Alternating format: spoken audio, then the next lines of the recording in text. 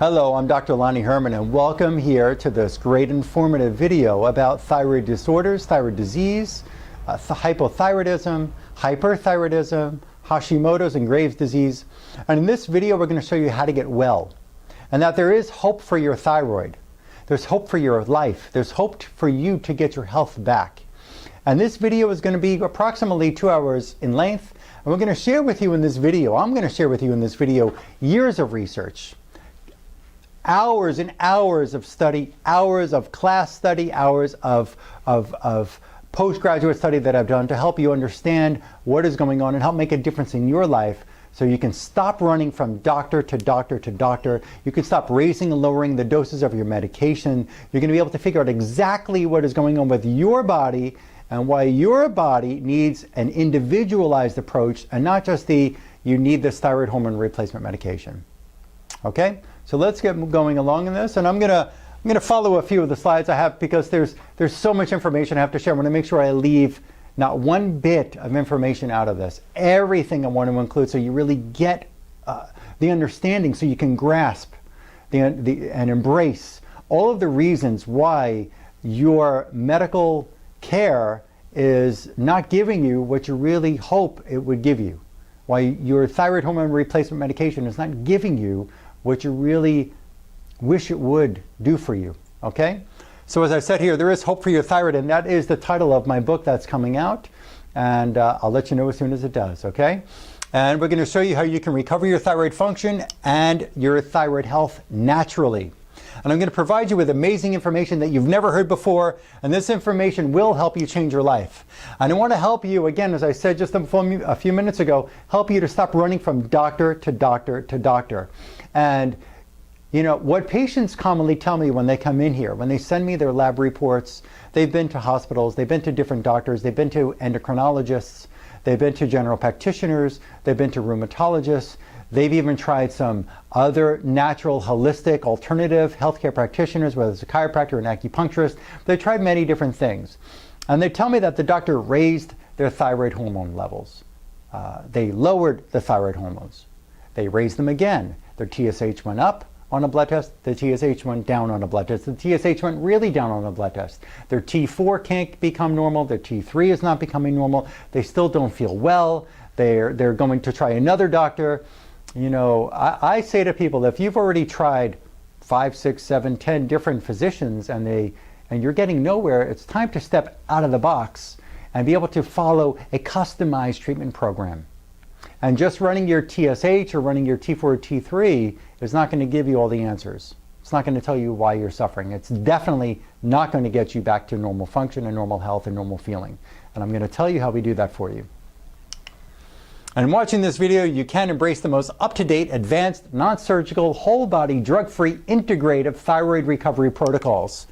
And let me take a step back for a second. Let me tell you something about me, so you can understand who I am and why I have such valuable information for you that's going to help you change your life and get your life back. And if you're watching this video for a loved one, why watching this video and following these steps is going to help you get your loved one's function and health and personality back to what it was when you first met that person. Okay? I started out in school as a chiropractor. This is not about chiropractic that's going to help you. This is not about cracking your neck and back or adjusting or manipulating whatever you want to call it, your spine, and that's supposed to get your health back and your thyroid function back. This has nothing to do with how chiropractic is going to take care of you. Let me make that clear. I do have to let you know, I went to school for chiropractic first, but chiropractic did not teach me how to be able to help you and your whole systems function, like some chiropractors want to believe out there. So this has nothing to do with, because I went to school first for chiropractic, that's going to fix you. But let me tell you something about chiropractic and then my ongoing education that I've been involved in, and the hours upon hundreds of hours in class and hundreds more of hours of personal study time and developing myself as a better physician for you so you could be better. And let's look at this. In chiropractic school compared to medical school, some things that people in the public just don't know about chiropractic care or chiropractic education. Anatomy, 520 hours in chiropractic compared to 508 medical. Anatomy. Physiology, 420 class hours in my school, 326 in their school. Pathology, disease study, 271 in the school that I went to, 335 in the school they go to. Chemistry, 300 hours in the school I went to, 325 in their school. Bacteriology, study of bacteria, 114 hours in the school I went to, 130 hours in the school they went to. Diagnosis, 370 hours. Neurology, 320 hours. I've taken many more of that after school. They have 374 hours of diagnosis, 112 of neurology, unless they went to neurology school as a specialty. X-ray, psychiatry, obstetrics, gynecology, orthopedics. When you look at these total class hours, we had 2,887 class hours in these basic subjects compared to theirs is 2,756. Over 100 more hours of these basics, bacteriology and diagnosis and pathology and chemistry. I took biochemistry. I've taken over 300 hours of postgraduate functional neurology where we study the human brain function. Why is that important for you with your thyroid problem? Because your thyroid's here, it has nothing to do with your brain? Yes, it does. Because what sets out the hormone to regulate your thyroid function, or part of that function, is the pituitary gland. And guess where that exists? In your brain. So if there's a problem here in the brain, could there be a malfunction in the pituitary function, which then causes a malfunction in the thyroid? Yes, you better believe it. The hypothalamus, that gland which helps to regulate the thyroid and the adrenals and the pituitary, guess where that exists? That hypothalamus is in your brain. Could a problem in the brain, and I don't mean it's all in your head like some medical doctors are telling you, you're depressed, it's all in your head. You're not feeling well, it's all in your head because your labs look normal. There could be different short circuits, so to speak, if I could just put it that way, of what's going on in your brain. But I can get more into that when we get into examination with you, when you come into my office here, to help you get well. Over 300 hours in postgraduate functional neurology. I've had over 50 hours in functional blood chemistry analysis, and then hundreds of hours after that those classes were completed in practicing with patients and experience. I had over 50 hours of postgraduate hours in functional endocrinology, over 50 hours in mastering the thyroid gland. I took over 150 class hours in neurochemistry and neuroimmunology. I know my stuff. I've taken human brain dissection, that was almost 50 hours. I've taken human brain developmental disorders like autism and so on.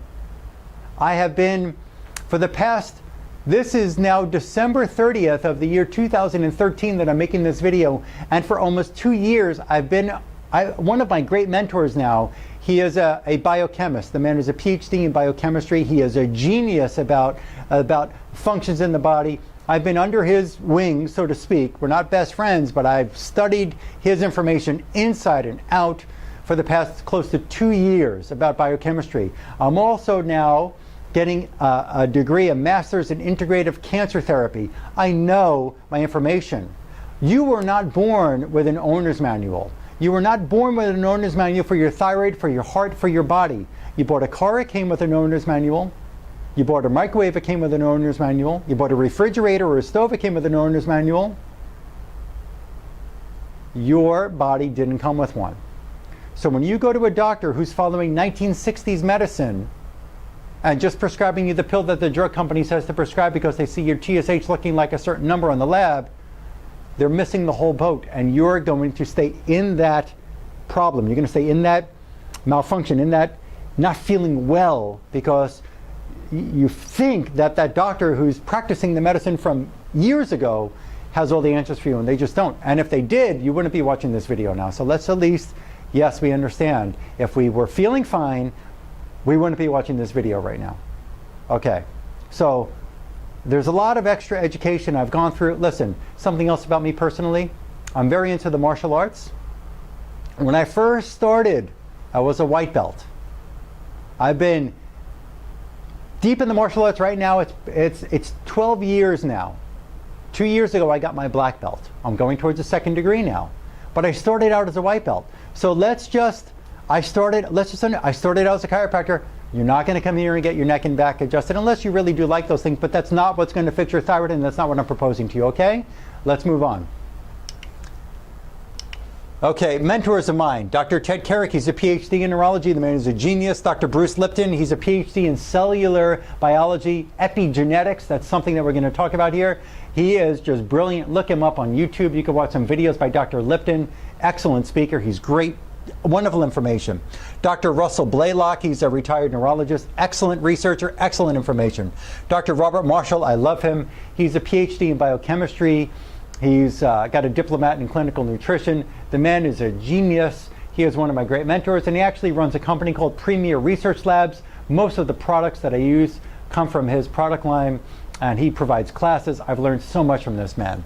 Dr. Royal Raymond Rife. And Dr. Rife was a genius. I say was, he is, if he was still alive, but he died in 1971.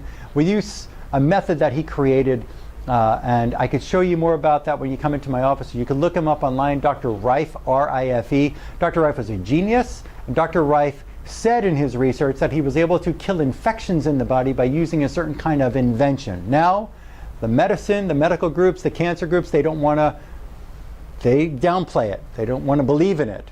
I see different things in my practice saying, you know what, whatever it takes to get you well.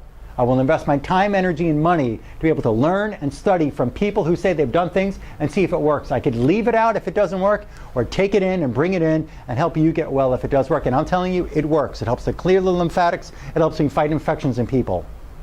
Infections, something that you're going to learn in this. Infections can be causing problems in your body. And there's something that you need to know about there's a group, I'm sorry, part of the name is escaping me right now, but there's a University of Tropical Medicine. They've got registered 500 million parasitic amoeba infections a year that are registered. 500 million. 500 million registered amoeba, parasitic, bacterial infections a year. What about all the people who have problems where the doctors are not good Sherlock Holmes clinicians to be able to figure out if there are infections and they don't have a fever? 500 million registered infections a year. Dr. Karazian, he was the first doctor who introduced me to this. He wrote a great book about thyroid disease. I've moved on beyond that book, but he really is, it's basically the title is, why do I still feel poorly if my labs appear normal, or so on, something like that. But that I had to move on and learn more because the protocols in there were not really getting all of my patients what they desired, and there was a lot more learning I had to do. So just following a gluten-free diet doesn't do it for everybody, or taking certain supplements that are inferior, certain supplements that don't really match what the person's body needs. And I'll tell you more about that, what I've had to learn and study and develop in myself to help you really understand. But I started learning from Dr. Karazian.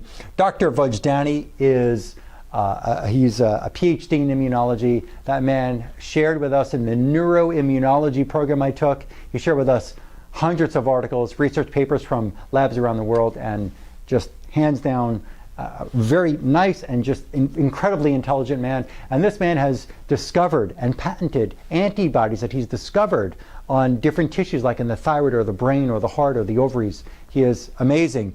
Dr. Gerson, you may know about Dr. Gerson, some of you who've unfortunately had a family member, a friend, a co-worker, somebody you know close to you who went through cancer, who may have unfortunately not survived through the medical treatments and the cancer, or maybe they have, or maybe they turned to a therapy called the Gerson therapy. So there's some things from the Gerson therapy that I've studied that I've brought into my practice here to be able to help benefit you, whether it's a thyroid disease or some other condition that I help, okay? Ongoing education, I told you countless hours in going through with all the endocrinology and thyroid disease and brain and neurochemistry, and now with cancer is the next degree I'm getting. Okay, let's get down to you and your condition with thyroid. And not everything really is going to be related exactly to the thyroid or pinpointed because of the thyroid gland here, but these symptoms are commonly misunderstood by doctors and commonly experienced by people who have been told that they have a thyroid condition. Thyroid cancer, maybe there's nodules on the thyroid, maybe they're soft or calcified nodules. Maybe people with thyroid problems have PMS symptoms as well. Maybe there's menopause, maybe there's fatigue, maybe they can't lose weight, that's hypothyroid. Maybe dry skin, dry hair, weight gain, blood sugar regulation problems. They can't fall asleep, They can't stay asleep, or both, or they wake up tired. Skin color may not be right. Maybe it's too pale. Maybe the skin just doesn't look fresh anymore. Maybe there's night sweats, sinus congestion, depressed and or anxious. I hear that a lot from people. Loss in libido, I hear that a lot from people. Constipation and or diarrhea, irritable bowel syndrome, morning headaches that wear off as the day progresses, thinning of the hair.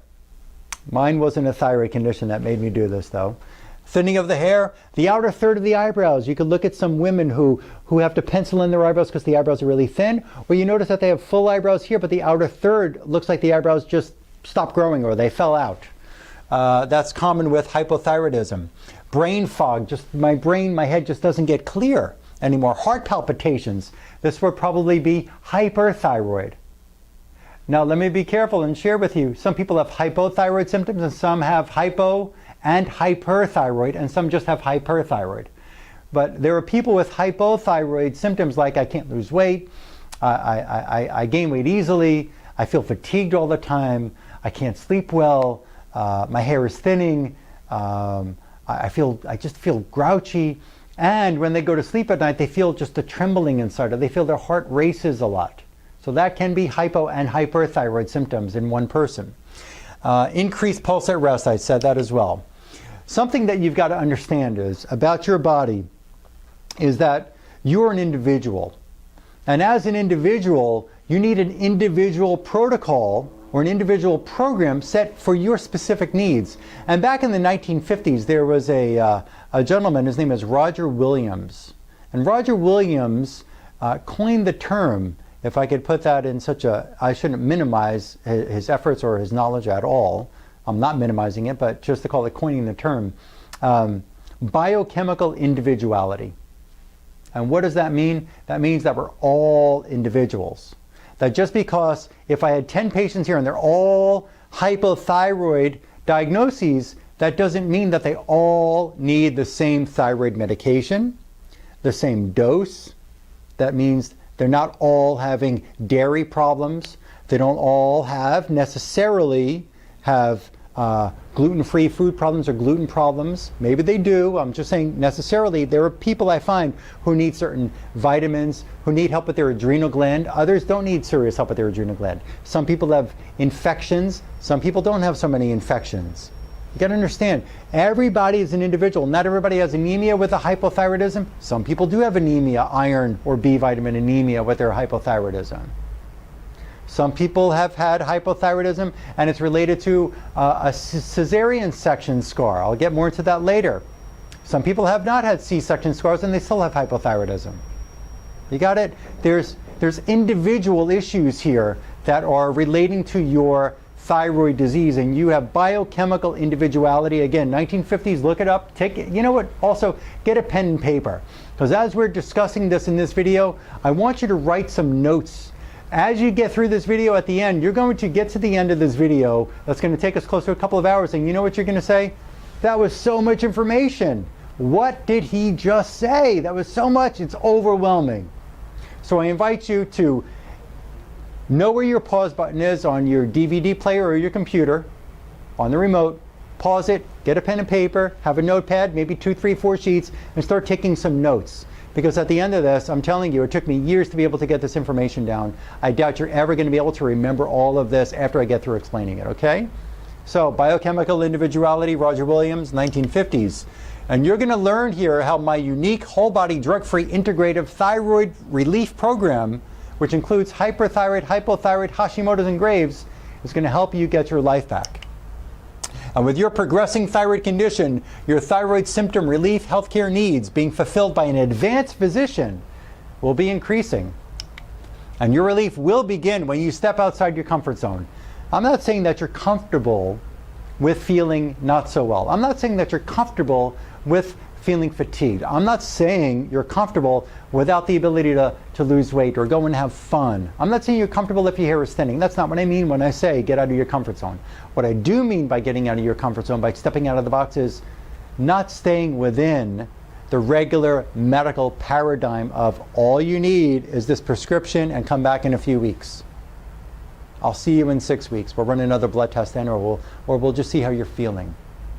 And if you come back to me and you tell me that you're not feeling well, and I say, just give it a little longer, you know, it's all in your head. Just go home and deal with it for a little bit longer with this thyroid med. You know what that means? The doctor doesn't know what he or she's doing. That's what that means. That's what that means. Not you get worse before you get better. That means the doctor doesn't know what he or she is doing. Okay? What causes your thyroid condition? Why are thyroid hormone replacement medications not going to help you really get well? And first, let's review why the medications at different doses don't work for you. In my last video that you got to see, if you're watching this from my thyroid website, maybe you just found me on YouTube, so let me just go over a few things. But in the last thyroid video, I drew it on a dry erase board how the thyroid stimulator hormone comes off of your brain. Your pituitary is located in your brain. The acupuncture point or Chinese medicine point is right here between the eyebrows. So the pituitary sends out a hormone called thyroid-stimulating hormone, also known as TSH. The thyroid-stimulating hormone goes to your thyroid. Your thyroid gland is here. The thyroid acupuncture point is here. Why am I talking about acupuncture or Chinese medicine? Because I had to learn that Chinese medicine, with 5,000 years of successful evidence and research and successful care for people in that population, as opposed to 120 years of American medical research. Which one has a longer success and track record, 5,000 years or 120? Healthier population, sicker population. You know, in America we have more thyroid disease, we have more cancer, we have more diabetes, we have more heart disease, we have more stroke, we have more lupus, more multiple sclerosis, more rheumatoid arthritis. You know that? We have more of these diseases than any other population in the world, per capita, more. Well, we have great hospitals, but for chronic disease, the hospitals don't know what to do. When we look at Chinese medicine, 5,000 years of research. So you're going to hear me talking about some things that I do with Chinese medicine in this video. Pituitary gland is here in your brain. The pituitary gland lets out a hormone called thyroid-stimulating hormone. That thyroid stimulator is now producing a T4 hormone. That T4 hormone comes off of your thyroid and it goes into, from your thyroid, and it goes into the liver. The liver makes 60% of that T4 hormone from the thyroid. T4 jumps in a taxi cab, it drives down here to your liver. 60% of the T4 becomes the active hormone called T3 in the liver. The T4 that's not converted in the liver jumps in a taxi cab and it goes down to your intestines. And the other 40% or so should be done in the intestines. So if you have any problem in the liver or any problem in the intestines, do you think that you're going to get 100% T3 conversion on the other side? And the answer is no. Let's go back again. Listen to this. Thyroid is here. Thyroid only makes one hormone. It's called T4. The majority, 97% of what the thyroid makes is T4. It's made here. But how is this made? Or why would it be made? Or why would the thyroid do what it does? Because the pituitary gland in your brain produces a stimulator called TSH, thyroid stimulating hormone, to make your thyroid produce its T4. T4 doesn't work. It doesn't get used by any cell in your body. It has no powers. Like Clark Kent has no powers. Superman does, Clark Kent doesn't. So Clark Kent has to go into a phone booth to become Superman, well, and then work. Well, T4 has to go into a phone booth, become T3, which is the Superman thyroid hormone for the body. T4 has to go through your liver and the intestines to turn into T3. If you have any kind of problem in the liver or intestines, you can't have normal T3 levels. If T3 levels come up short of normal, they're low, what do you think the brain is going to do? The brain is going to tell the pituitary to make more thyroid stimulator, so TSH goes up to be able to produce more T4. Now there's some variables. I won't get too deep and technical. I don't need to make you into a doctor. You're not going to be a treating physician. You just need to understand what's happening here, to at least the basics of this, so you can see why you need to step out of the box and do some finer care for yourself so you can get better. Okay? So T4 is also known as thyroxine. Understand how thyroxine, and you can write this down. You can pause it, get your pen and paper, and write this down. T4, also known as thyroxine, just like the medical thyroid replacement hormone called levothyroxine, T4 is called thyroxine. And thyroxine is made from iron and phenylalanine. Excuse me, let me step back. Thyroxine is made from tyrosine, an amino acid. So if you have a tyrosine deficiency, can you make normal levels of T4? No. So would your thyroid, your pituitary make more TSH if you don't have enough tyrosine to make T4? Correct. You got me? TSH can go up if you don't have enough tyrosine to make the thyroxine. Tyrosine, now, so thyroxine is made from tyrosine. Tyrosine is made from iron and phenylalanine.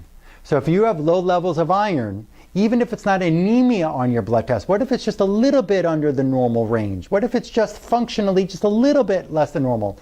If you don't have enough iron and phenylalanine to make the tyrosine, you can't make the thyroxine at the thyroid. Just because you have a stimulating hormone coming down, you still need the other ingredients here to make your T4. You got that? So if you have low levels of iron, low levels of tyrosine, you can't make normal thyroxine. Something else happens here at the thyroid. In order for the tyrosine to be converted into thyroxine, so again, iron and phenylalanine make tyrosine, tyrosine makes thyroxine, but you need some other ingredients here in the thyroid to do that for you. You need iodine. You know about that one. You've heard about iodine before. You probably have not heard of manganese. If you don't have normal levels of manganese in your system, which I never see studied on a blood test from a patient who comes into my practice, if you don't have normal levels of manganese, an essential nutrient, if you don't have that, you can't make T4 at your thyroid. So you're always going to be a low thyroid function, a hypothyroid. Did you know that? Your doctors don't tell you this. They just look at your TSH level and say it's low or high, here's your thyroid hormone. And you go, but why do I still feel bad? They go, just go off and take your medicine. Okay, so let's move along here. T3, let's understand something else here. When we get into the liver, your liver needs to be able to convert T4 to T3. What has to be here and what doesn't have to be here? Number one, we need a balance of certain elements. You need levels balanced of copper and zinc. If you have zinc deficiencies or too much copper, you can't convert your T4 to T3 in the liver. It won't work. You can't store some for periods of stress. If you have imbalance of copper and zinc, this liver can't do it. Guess what else the liver would cause the liver to be stressed? If you have fungal infections in the liver, if you have parasitic infections in the liver, like liver flukes, if you have bacterial infections in the liver, if you have heavy metals, maybe you have mercury from your teeth or gold teeth or mercury fillings or crowns that are in your mouth that are poisoning the liver, literally poisoning the liver. If your liver has never been cleaned, listen, your liver is like the air filter in your house. Your liver is the blood filter for your body. All of your blood and the blood that feeds your thyroid, all of your blood goes through your liver. What happens if your liver has never been changed? What do I mean by that? Because obviously you don't take it out and put a new one in. But understand something. In your house, when you change your air filter, why do you change the air filter in your house? Because you want to have clean air in the house. And what happens if you don't change your air filter for 20, 30, 40, 50 years? Ooh, people say ooh when I tell them that. You change that air filter 1, 2, every 3 months, probably. Regular habits. When was the last time you ever cleansed your liver? When was the last time you figured out if your liver has infection? People who come into my office, the answer I hear from them is never. They've never done anything to cleanse that liver. And it's not because taking all the medications will cause it, aspirin, Advil, Aleve, that causes liver problems, but get it, the liver has to be checked, it has to be cleansed. So again, if we have some nutrients, like copper and zinc that are out of balance, you can't make T3, T4 won't convert to T3 if you got zinc deficiencies or excess copper. And if we've got some toxins and infections in that liver, the same problem is going to happen. Okay. This is a picture, hopefully we can see this pretty clear on the screen that you're looking at right now. This picture I'm going to ask my assistant, who'll be coming up here. You get to meet this pretty girl who works in the office. She's going to be up to help us demonstrate something. But this picture, a patient of mine who follows my program, she came here because she has lupus and she had Lyme infection. Very successful outcome for her with doing this work. This is a picture of a worm that came out of her rectum. Ew, I understand, this is kind of gross, but you got to understand something. She never knew she had the infection until we did the right thing. Figured it out and gave her some protocol. We had to get her on enemas to get this out of her liver. She had worms And don't think that you're invincible because you live on a planet, we're mammals on a planet with tons of bacteria and using so when something like this comes out of a person, you've got to understand that we're not invincible. We're not invincible because we're mammals and we're humans and we wipe ourselves and we clean ourselves and take showers and brush our teeth and all this. You've got to understand there's more to it that you really, really need to know that I'm going to get into this on this video. But right now, every single patient that I've seen come into my practice has chronic infection. I've seen chronic infections in the gums that refer infection to the thyroid. I've seen infected teeth that their dentist tell them is okay, reflecting to their thyroid. I've seen infected intestines and spleen and liver and these different organs infected. And this patient, this came out of her liver and caused a problem with her own DNA. And this could be in a thyroid disease as well, whether it's Hashimoto's or Graves' disease or just hypothyroid. Let's talk about iodine. And some doctors and chiropractors are shouting not to take iodine. They're telling you that iodine can cause a fire on the thyroid, that if you're a Hashimoto's autoimmune thyroid disease patient, that if you take iodine, it can actually cause more inflammation on the thyroid. Okay, I took those courses. I've read the research. I'm going to tell you right now, iodine is necessary if it's from a once living form. And when I study those papers that show that iodine can cause a problem at the thyroid with the Hashimoto's type of condition, those were synthetic forms of iodine. You've got synthetic supplements and medicines, or you have natural, once living forms.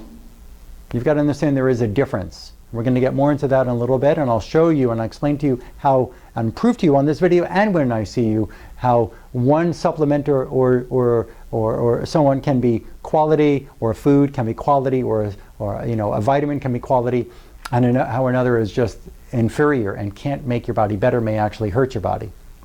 So when we think about iodine, something else that these people don't get is sometimes the thyroid does need some iodine of a natural source. And second, there are cases of cancer that show that breast cancer shows an iodine deficiency because the breast and the ovaries and the uterus need iodine too. And there are cases that have shown that there have been iodine deficiencies in those cancer cases. Okay? Hashimoto's, hypothyroid, or Graves' disease. 90% of hypothyroid sufferers are Hashimoto's. What does that mean? Hashimoto's is an autoimmune disease. Autoimmune, which means your body is inflamed and the thyroid is under attack by the immune system. That does not mean, when we're talking about an autoimmune disease, as what the doctors are telling you in this country, that we don't know why, and that your body's attacking itself, and it just, you know, they paint this picture for you that your body just got stupid, that your immune system just got drunk the night before and decided, hey, what the hell, I'm just going to attack the body that I'm supposed to support and defend. And that's not what's happening. With an autoimmune disease, we're going to get into all the reasons in a minute here. With an autoimmune disease, if you already know that you have this autoimmune disease called Hashimoto's or Graves', we have to find out why it's doing what it's doing. And there are reasons and there are answers. We have to know what kind of test to run.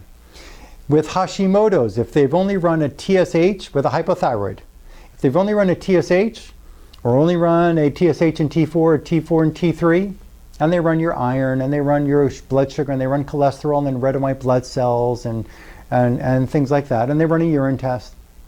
But they never ran antibody studies called TPO antibodies or TBG antibodies. You've got to understand something. If they haven't run the antibodies, you don't know if you have this autoimmune condition called Hashimoto's. In Graves' disease, they would run antibodies called TSI antibodies.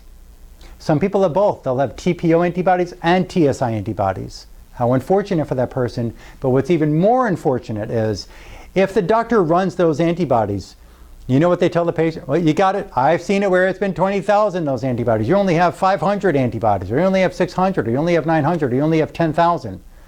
Let's get something.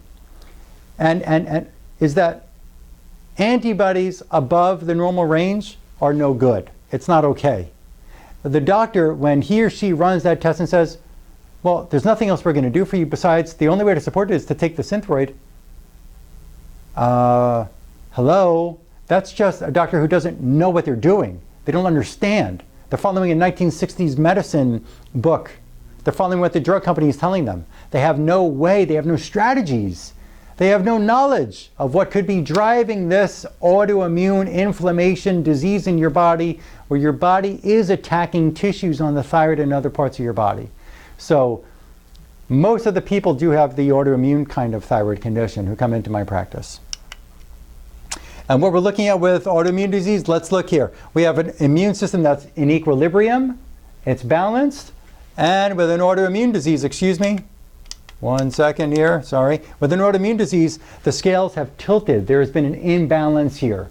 It's out of balance. And when it's out of balance, a domino effect occurs. When the immune system gets stressed and out of balance and that domino falls, guess what happens to the next domino? It falls too. And then the next one falls, and the next one falls, and so on down the line. So your immune system is attached to your endocrine system. It's attached to your nervous system. It's attached to your brain chemistries. Okay? How do you know if you're autoimmune? As I said before, you've got TPO antibodies we can test. We've got the TGB antibodies and TSI antibodies. And the doctors don't run it because they just don't know what to do for you. But as a patient has said to me, my thyroid was removed. Yes, you can still suffer from thyroid symptoms if your thyroid was removed, because whatever caused the thyroid problem in the first place was never figured out. It was never fixed. If they're dropping bombs in a place and we just remove all the rubble after the bombs were dropped and they come back and drop bombs, did we ever get rid of what caused the destruction in the first place? No. So if you have chronic infections and toxins and so on that are bringing on this inflammatory condition on the thyroid, and they just say, let's just go radiate it and rip it out, does that mean that the condition that set it to go bad in the first place is helped? And the answer is no. Even though somebody who has their thyroid removed may need thyroid medications for the rest of their life, maybe, but they definitely need to take better care of themselves, and their doctor is not offering that. The HMO system is not offering that. The Medicare system is not offering that. You've got to be able to step out of the box and figure out what drove it to go bad in the first place, and what can you do to get this body back in order. Because you can't trade this body back in. Sounds like my grandmother. She's 94 years old now, beautiful and functional, and I love her. I'll just tell you something. She says, sometimes if I could just trade my body in because I feel okay up here. You can't trade your body in. You can get a new car. You can get a new house. You can't get a new body. But you can remake your body and rejuvenate it when you know what to do for it. Another patient said to me, my doctor said that Synthroid was better than any other medication. He or she also said that we just need to continually adjust the dose until we find the right dose. Listen, if you go on YouTube, write this down, pause the video after I say this, write this down, and do some research of other videos I've made for you, for your thyroid, for your knowledge, so you can be better for you and not have to just focus on what the doctor's telling you there. Is what you've got to understand is Synthroid has harmful ingredients. So type in doctor, DR for doctor, Dr. Lonnie, my first name is Lonnie, L-O-N-N-I-E, Herman, H-E-R-M-A-N, Dr. Lonnie Herman, Synthroid, and watch that video that comes up. And that video, that research that I share with you in that video is coming from research I found on the internet. You have Google, you have the internet, you can do your own research if you know where to look. My doctor said that Armour thyroid was the best because it was more natural. Something that you've got to understand, according to biophysicists, now I've only studied a tiny part of what biophysics has to share with us, the information, the knowledge there. I am not a biophysicist. I don't know the last time you or any of your loved ones have picked up biophysics textbooks or took biophysics in college. Maybe some of you have, so I'm speaking in general. Most people who come to me, they're focused on their family, they're focused if they're an accountant, if they're focused that they're a teacher, or they're focused on other things in life. They're not focused on I want to get down and study endocrinology and biophysics and so on, like what I've done. But with biophysics, what they say is the energy of a human cell and tissue does not match the energy of a synthetic hormone. It just doesn't match. The energy of a human cell, the thyroid gland, does not match a pig's thyroid gland. Armour is a pig thyroid gland. Now some people say, but I feel better with Armour. I do feel better. But again, the only reason why they're coming to me is, and they're watching these videos, is because they don't feel 100%. Even though they might feel better, maybe it made them feel a little better in the morning, but afternoon the energy just drops off, or they can't sleep at night and so on. But they might have a little bit of burst of energy when they take that armor pill. Hey, great, I'm glad you're feeling a little bit better. But we need to figure out what really is still going on. But understand, synthetic hormones don't match a human thyroid hormone, and armor pig glandular does not match the energy, the resonance, the frequency, the function of the human thyroid gland. And the other thing about pigs, about a pig glandular is they've been exposed to bad hormones, they've been exposed to bad food, they've been exposed to poor sanitary conditions. If you've ever seen videos like Food Inc. or Food Matters, those are two. Write those down. These videos, Food Matters, Food Inc. I highly recommend you watch those DVDs. You can probably find them on YouTube, or you might have to order it from Amazon or so on. But they will show you really how poorly kept these pigs and other animals are. But if you're taking a pig gland and it came from a pig that was injected with growth hormone, that was injected with antibiotics, a pig that was sick, a pig that had infection, a pig that was living in its own sewage, a pig that's eating poor food, a pig that's had other pesticides sprayed on the food it's eating, and now you're going to take the gland from its thyroid and think that when you put that in your body it's going to make your thyroid better? I'm sure I'm sharing with you information that you've never heard before. And it is going to make you scratch your head and say, what have I been doing? Or what has my doctor been doing or not doing for me? Oxygen. Okay, let's talk about thyroid. And something you've got to understand about your thyroid is in control. You know, thyroid regulates metabolism. So if I've got a sluggish thyroid, I can't lose weight. I gain weight easily. I feel fatigued. Right? If I got a hyperactive thyroid, I have a rapid heartbeat. I lost weight really quickly. They had to regulate things. The thyroid, its number one job is oxygen uptake in the cell. If too little oxygen uptake, hypothyroid, too little oxygen uptake in the cell, I feel sluggish. I gain weight easily. I feel fatigue. I can't lose weight when I work out. If there's too much oxygen uptake in the cell, rapid heartbeat, eyes bulging out, Graves' disease, where you see the eyes bulging out of the eye sockets. Too much oxygen uptake in the cell, hyperthyroid. Something you didn't know? Thyroid, its chief job is oxygen uptake in the cell. And back to the why you suffer. So inflammation and toxins and deficiencies, that's what we're getting into. Inflammation is why you suffer. Toxins, deficiencies, infections. Let's look at a list here. And again, get your pen and paper and write these down. So this whole board here, maybe this doesn't come out too clearly for you on your TV screen or the computer screen that you're watching, but I want you to see here. You see there's all these different bubbles that are in blue, and this red one in the middle. This red one is your thyroid. And the red one is this thyroid here is connected to all these different problems. Possibly all of them, or maybe just a few of them. We call this a web of physiological dysfunction for the thyroid. And what you've got to understand, in this web of physiological dysfunction, there's a gang-up effect. That's another term I like to use, and I got that from Dr. Marshall, my mentor, who's a biochemist. A gang-up effect. And the gang-up effect means there's not only one issue causing your thyroid or your autoimmune thyroid condition. There are normally several different conditions. Let's go over a few of these right now so you can write these down. Pause it and write them down. Industrial hazardous chemicals. If you've been drinking water on this planet, if you've been out of the country, if you have been drinking water since you're a kid, I probably can bet 100% that, with 100% certainty, that you've had unfiltered water at some time. Maybe you've been in the gym or in a school where you drink out of the water fountain. That's not filtered water. What makes you think that some industrial chemicals didn't get in there? Or maybe you've been in the ocean and some jet fuel gets into that water that you're just not aware of. Industrial hazardous chemicals, I do find in most patients who come into my practice. Toxic water, fungus. You know, one place that you can get a fungus in your system that resides in the liver is from eating peanuts. I bet you didn't know that. Aflatoxin, write it down, aflatoxin. You look that up, aflatoxin is on peanuts, and that will get in the liver and it will reside there and can cause liver problems and even liver cancer. But one thing for thyroid, it can cause your thyroid not to be able to convert your T4 to T3 in the liver.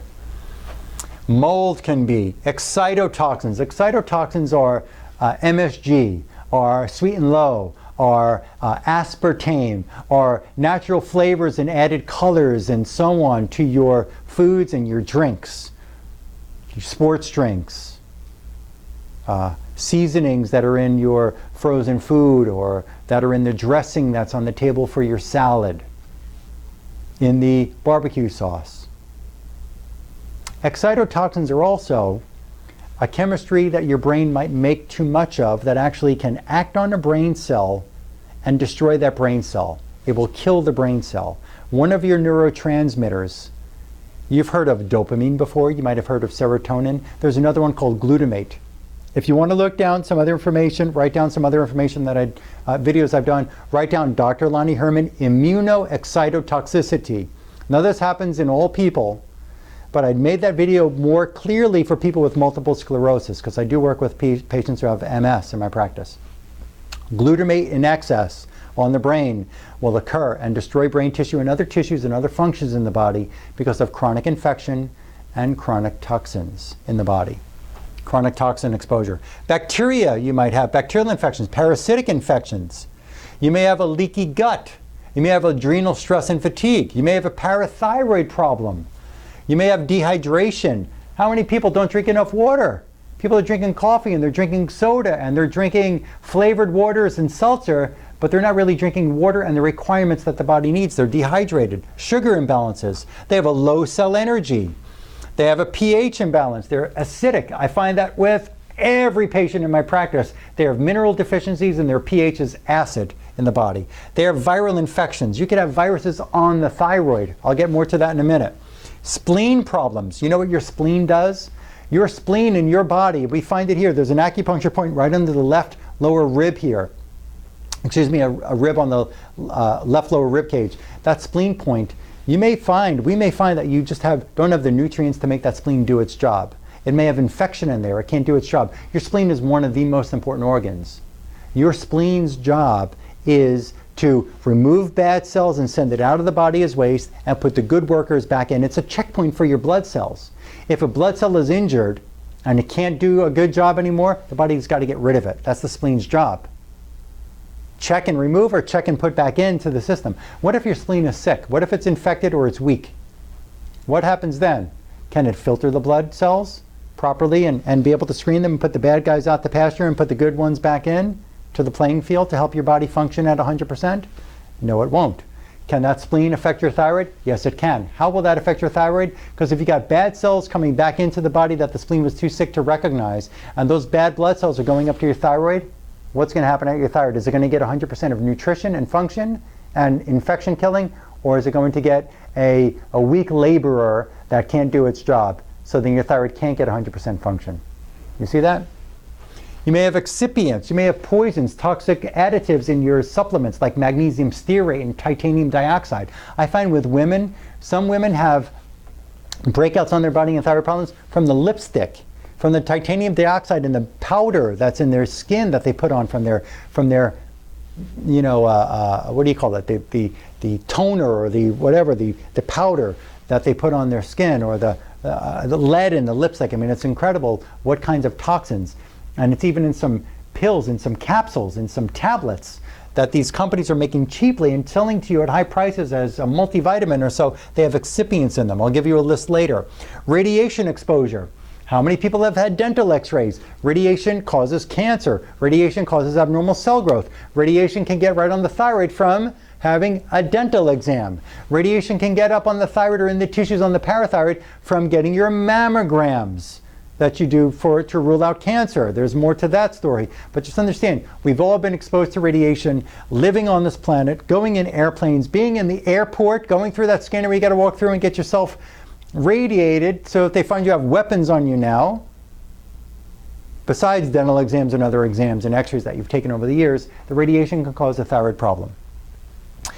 Nutrient deficiencies, I told you before, not enough iodine, not enough manganese, there's a lot of others, there's B vitamins, there's a number of other things that play a role in helping your thyroid and adrenal and everything work better. Emotions, if you don't feel good, if you don't believe that you can get well, you won't get well. There's a test I know how to do to see if somebody really believes that they can get well and if they're willing to do whatever it takes to get well. Some people have such terrible emotions about themselves that they don't really even love themselves. They tell me they do, but I can run a test and see if they do or not. There's different kinds of reflex analysis and kinesiology work that I do in here that I know that I can find out if somebody's telling me that they really want to get better, and I can tell if they're really telling the truth or not. And we can fix that. Okay, digestion.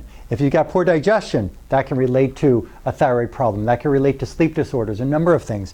If you've got a bone metabolism problem, if your body's acidic, if your body, listen to this, your bones make your blood cells. Your bones, your bone marrow makes your red blood cells and white blood cells. What happens if your bones are being destroyed because you have an acidic pH, because you have hormonal imbalances, because you have infection that could be in the bone, because you have toxins that could be in the bone? What happens to that bone? If the bone is sick, if the bone does not have what it needs to be strong and survive, what happens to the bone marrow? Can the bone marrow make healthy red and white blood cells? No.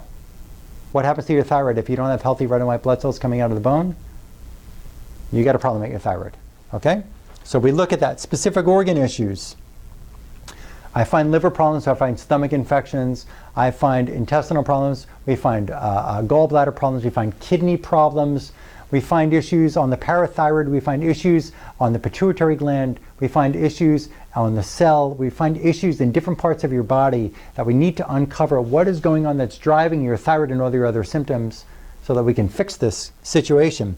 Free radicals. You may have free radicals that are in your body. Free radicals are oxidative stress cells that happen, that are caused by not enough antioxidants in the food. You know, between 1985 and 2000, a study was done on American food supply. And they found that there was a 50% decrease in antioxidant levels in the food. 50% decrease. That's terrible. No wonder why we're getting sicker. More free radicals in the system, more free radicals on the thyroid, more free radicals going to the heart, more free radicals on the brain. You are aging at a more rapid rate. We have to be able to quench those free radicals, fix the infections. We have to get to all the causes here. Hopefully you're starting to see how this is all connected. There are persistent organic pollutants. You have dioxins, you have styrenes, you have DDT, you have things that are in the water supply. You have arsenic in the water supply. You have chemicals that are in the water supply that are getting into the plants that you're eating. When you eat a tomato, when you go buy a tomato in the store, do you know, are you eating a quality tomato? Even though it looks nice and it's orange and it's firm, it's not fungus on it, it's not rotten. Is it a quality tomato, or is it a tomato that has poison in it from the water supply? Is it a tomato that has a great reduction in the antioxidant support? Is it a tomato that is missing the minerals that your body needs to be able to live and stay strong and function at 100%? Or are you getting a tomato that you know is clean and pure? I test you and your family members how to be able to tell when you pick up an organic tomato that says organic, is it really truly organic, or does the label say organic, but there was some kind of mischievous activities that have gone on before that tomato got into your plate? You better be careful. Foods are radiated. Write this down. Go and look up this video on the internet. I made another video that's on YouTube. Dr. Lonnie Herman, food irradiation. Write that one down. I highly recommend you watch that video. You probably don't know this. And if you do, then you're just buying organic and you think that's best, I test foods. When I go to the store, whichever store I go to, I'm not going to name companies on this video now because I'm not here to bash any other companies and food stores and so on and supplement companies.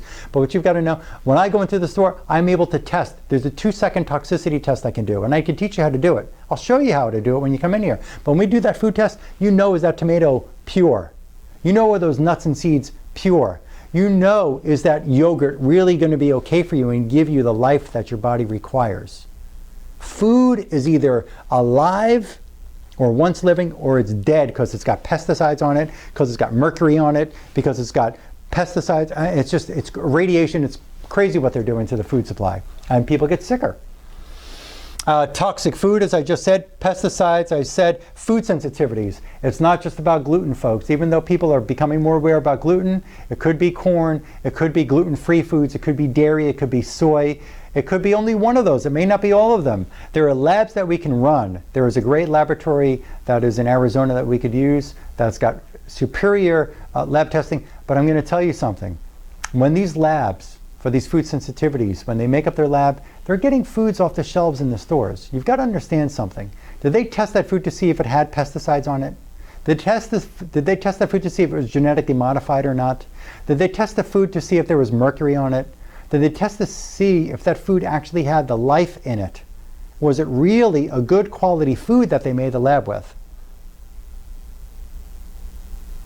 So what I'm able to do in here, there's a test I learned with kinesiology. I could tell you, is the food quality?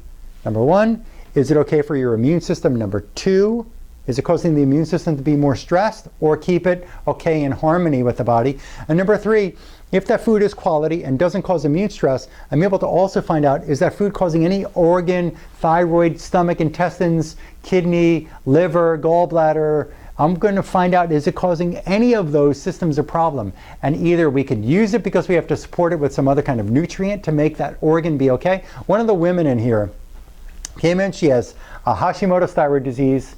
She has hives terribly, big, she gets swollen lips, terrible, fatigue, hair is not okay, skin complexion not okay, bags under the eyes, can't sleep right, and so on. She'd been through other doctor's care. I heard, it's just, we don't have to go there, but I'll tell you, I just saw some notes and heard what this doctor was telling her, and it was pretty sad. So I understand why people are skeptical as they move along in this journey trying to find the right doctor. I get it.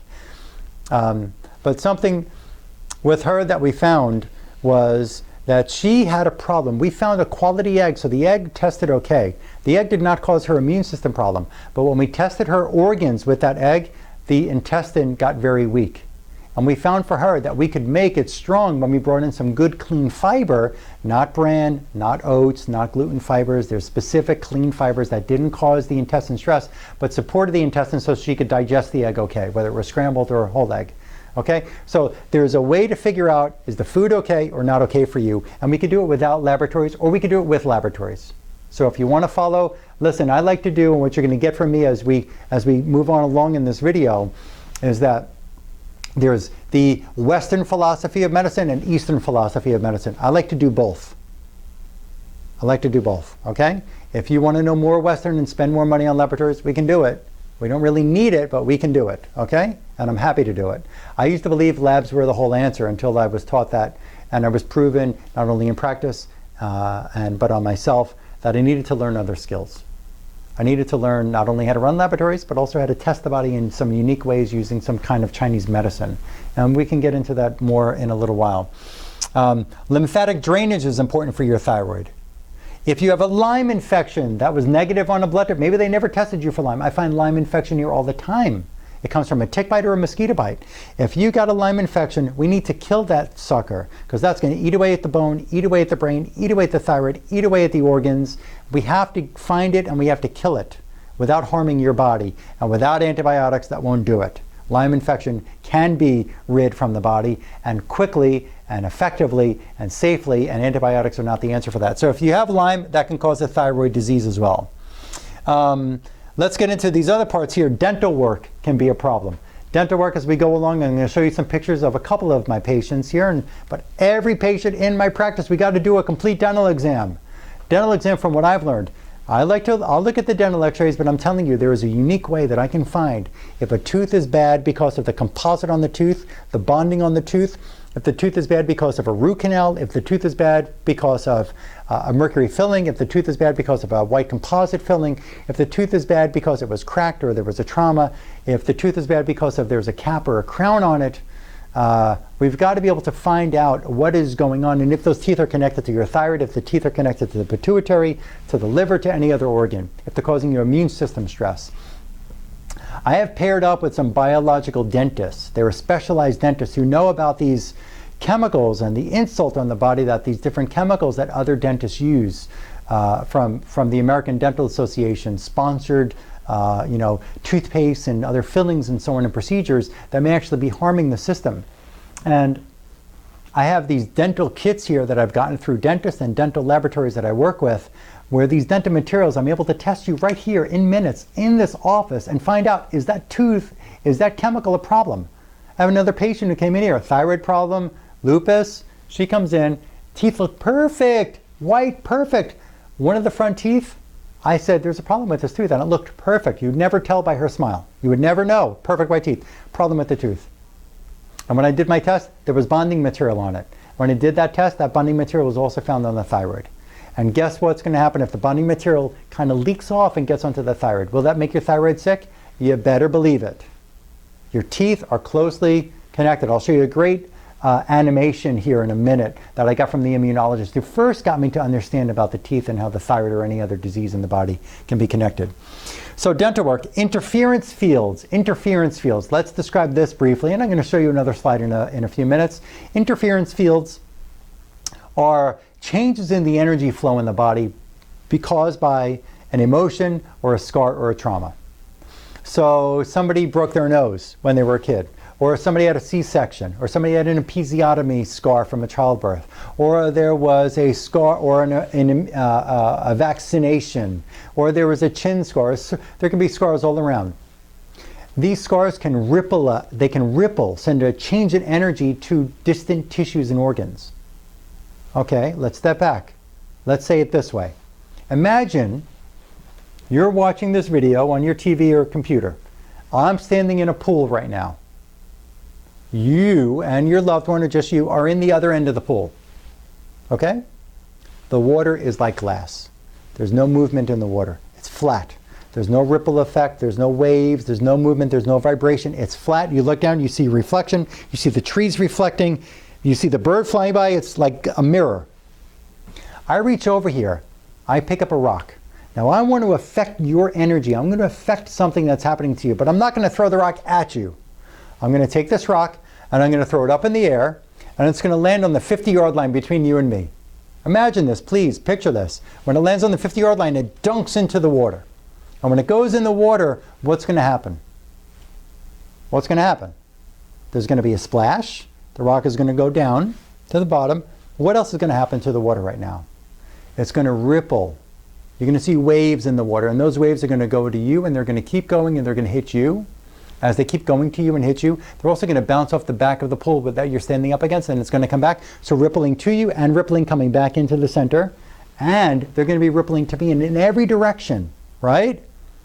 So when I was able to affect your energy and your body without throwing the rock at you, but dropping it in the water, and the ripple effect hits you. Well, guess what biophysicists have shown and proven, and quantum physicists, that a trauma on the body, a trauma to the nose, a trauma you fell here, you skinned your knee, you hit your toe, you have a C-section scar. These traumas can ripple and can cause the thyroid to not work normally. They can cause your thymus gland to not work normally. They can make your stomach weak, and you always have indigestion problems because of scars and traumas that have been rippling and slowly sedating the function of that organ and gland. And something else that's magical, when we use different therapies to erase that energy interference, to erase that ripple effect, you're able to take less supplements.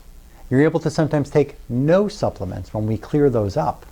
There are ancient Egyptian mud therapies that we can use in the practice that will erase those interference fields and will allow that ripple effect to stop happening and stop sedating the thyroid or stop sedating the stomach. So then now that the organ or the gland can come back to normal function, and you could use a thimble full of nutrients instead of a whole wheelbarrow full of nutrients like you had to before.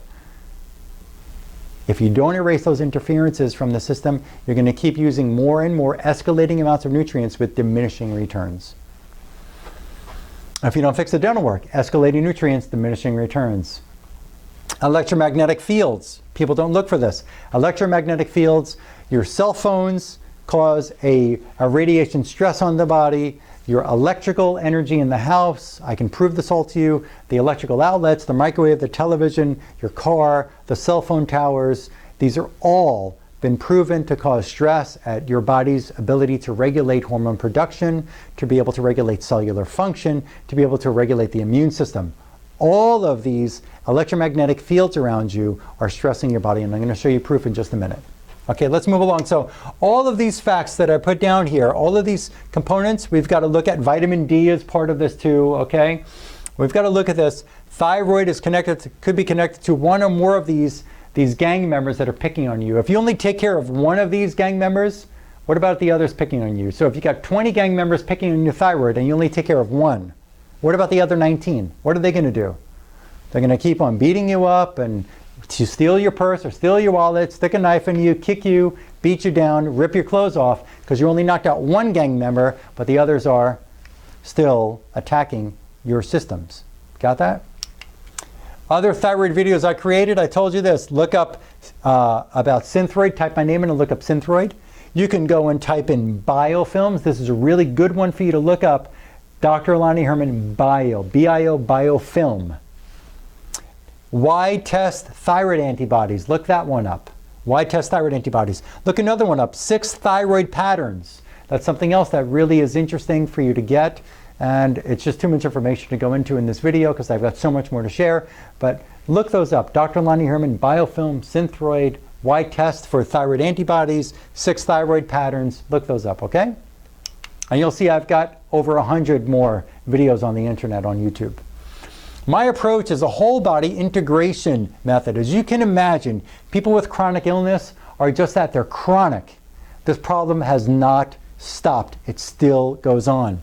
And most people tell me after they hear of my unique integrative whole body approach, Dr. Herman, your program covers so much about every aspect of my health. I feel like I don't need to see my other doctor again. Is that true? I mean, can I just come to you and listen? I'm not your MD. Even though I've got a lot of information here to share with you and get you better, I'm not your MD. So if your MD prescribed that Synthroid or whatever, we've got to work with them hand in hand. Hopefully they'll be open, their ego doesn't get in their way, and they're willing to work with us to help get you better. I see some people able to get off thyroid meds. I see some people able to convert to a different thyroid medicine or decrease greatly the dose that they have to take when they do my program here, this unique whole body integrative approach, drug-free approach. And you will understand why all these steps on my next slide are necessary as we move along and I share my research in this presentation. Here's what I've done. Here's one person's care plan. One person. Number one, we had to fix the pH. Number two, we had to hydrate that person. How much do you weigh? If you weigh 150 pounds, 140 pounds, 180 pounds, your body weight in half is the amount of ounces of water you need a day. Wait a second, but Dr. Herman, I've got problems here. I mean, I can't hold my bladder. I've got a weak bladder. I've got incontinence. I'm afraid of having an accident. We've got to then fix the bladder. We've got to find out what's causing the bladder to be so weak, why it can't hold the urine. You can't walk around dehydrated. You walk around dehydrated, your kidneys are stressed, your thyroid stressed, your bones are stressed, your red blood cells are stressed, your brain is stressed. You can't think that drinking coffee, which is an acidic fluid, which is an immune stressor, which is a dehydrator. You can't think that coffee is drinking fluids that's going to benefit you and not make you dehydrated. You can't think that sodas. You can't think that making your own soda at home. You can't think that drinking some teas from the shelf in a natural food store or other food stores are the right thing for you. You've got to find out what's right for you to drink, and clean water makes up your body. If you're dehydrated, we got to fix that. If you got an incontinence problem, a bladder control problem, we have to fix that. That will be one of the primary things here besides the pH, is getting you hydrated and fixing your incontinence. And I can help you fix your incontinence with my work. You won't have to listen to just wear the diaper and take this incontinence pill from the pharmacy, because that's never going to fix it. You got to figure out why. Is it infected? Is it weak? Why is it weak? Why is it infected? And fix it. There are certain nutrients that will do it. Sometimes a tooth that's disease can be reflexing down to that bladder. We fix that tooth and the bladder will stop being incontinent. You'll be able to hold it, and then you can enjoy leaving the house and not suffering from a weak bladder where you got to keep running to the bathroom. Not suffer from missing family moments because you have a weak bladder and you're embarrassed to go to the restaurant. Okay? For some, you don't have an incontinence problem, a weak bladder. Hydration is key. Half of your body weight in ounces of water every day of your life. With incontinence, fix that. And other people, we've had to fix some incontinence. Some people are just diarrhea or constipation. We have to fix that too. You know, one reason for constipation, it's not because you don't take enough fibers, like Metamucil or one of the other fibers or bran cereal or something. You know why constipation occurs? Because the intestinal motility, the squeezing of the intestines to evacuate the toxic fecal matter, it's not working at a pace to be able to evacuate the premises. Why did your intestines slow down in the first place? And commonly it's because you're not hydrated enough. It's because you're dehydrated. Well, what do you mean? Well, because your brain tells your colon, I need more fluid. So you, buddy, you're going to slow down at evacuating the premises. Why? Because that stool is soft and has a lot of fluid, and I'm going to slow it down as long as I can to be able to suck the fluid back out of it because I'm dehydrated. I need fluid, and this person's not drinking for me. So I'm going to do whatever I have to do to get enough fluid in my body, or try to get some of enough fluid. So what do? I slow down the intestines. When I slow down the intestines, I can pull more fluid out of that stool. When the fluid comes out of the stool, guess what happens to the stool? It becomes hard. When it becomes hard, what happens? You can't slide it out. And it becomes out like golf balls or pebbles. If it comes out once a week, that's terrible because the toxic fecal matter that has poisons, literally toxins, it's sucking right back in with the fluid out of the stool. We have to fix that. Have to fix your intestines. We have to fix. It could be infected down there. And the other thing is the adrenal gland, the adrenals, you've probably heard of those. Maybe you've had a cortisol test or an adrenal stress index test, a saliva or a blood test you've done. The adrenals are totally related to the intestines. They're related to the stomach, they're related to the thyroid, they're related to everything. They have their hand in every cookie jar in the body. When those adrenals are stressed and you're not getting enough fluids, guess what they do? They stress the intestines too. We have to look at connections. In functional medicine, which is what I do, we have to look at what's going on, all the functions and connected, and fix and unravel this problem and fix you. Okay, detoxing the liver. There may be toxins and infections in the liver. We've had to take care of every single patient in my practice. Toxic and or infected liver that we've had to fix. And we take supplements, we do enemas for that. There are castor oil hot packs that we put over the liver to help detox it. There's a number of ways that we can do it. I found some people that have a trauma, an interference going to the liver, that once we erase that interference, the liver then opens up and toxins come out. It's incredible. It's incredible to really see the right work when somebody knows what they're doing, when somebody read the manual, read the owner's manual of the body. Cell energy, if the cells are weak, and there's a Chinese acupuncture point that we go to and we measure it right above the ear, above the left ear and the right ear. Liver right here under the right breast. Cell energy is right above the ear. We measure that. We can see if it's weak. If it's weak, why is it weak? Is it weak because it needs minerals? Is it weak because it needs nutrients? Is it weak because there's infection in the cell? Is it weak because there's toxins in the cell? Why is that cell weak? And we have to get to the root of it and we have to fix that. Because the cell, if the cell, and you have how many cells? 70 trillion, 80 trillion, 100 trillion cells. If one cell is weak, every cell is weak. You got it? Every cell. Whether those cells make up your heart, whether they make up your eye, whether they make up your intestines, whether they make up your finger, whether they make up the skin. You understand that? They make up everything.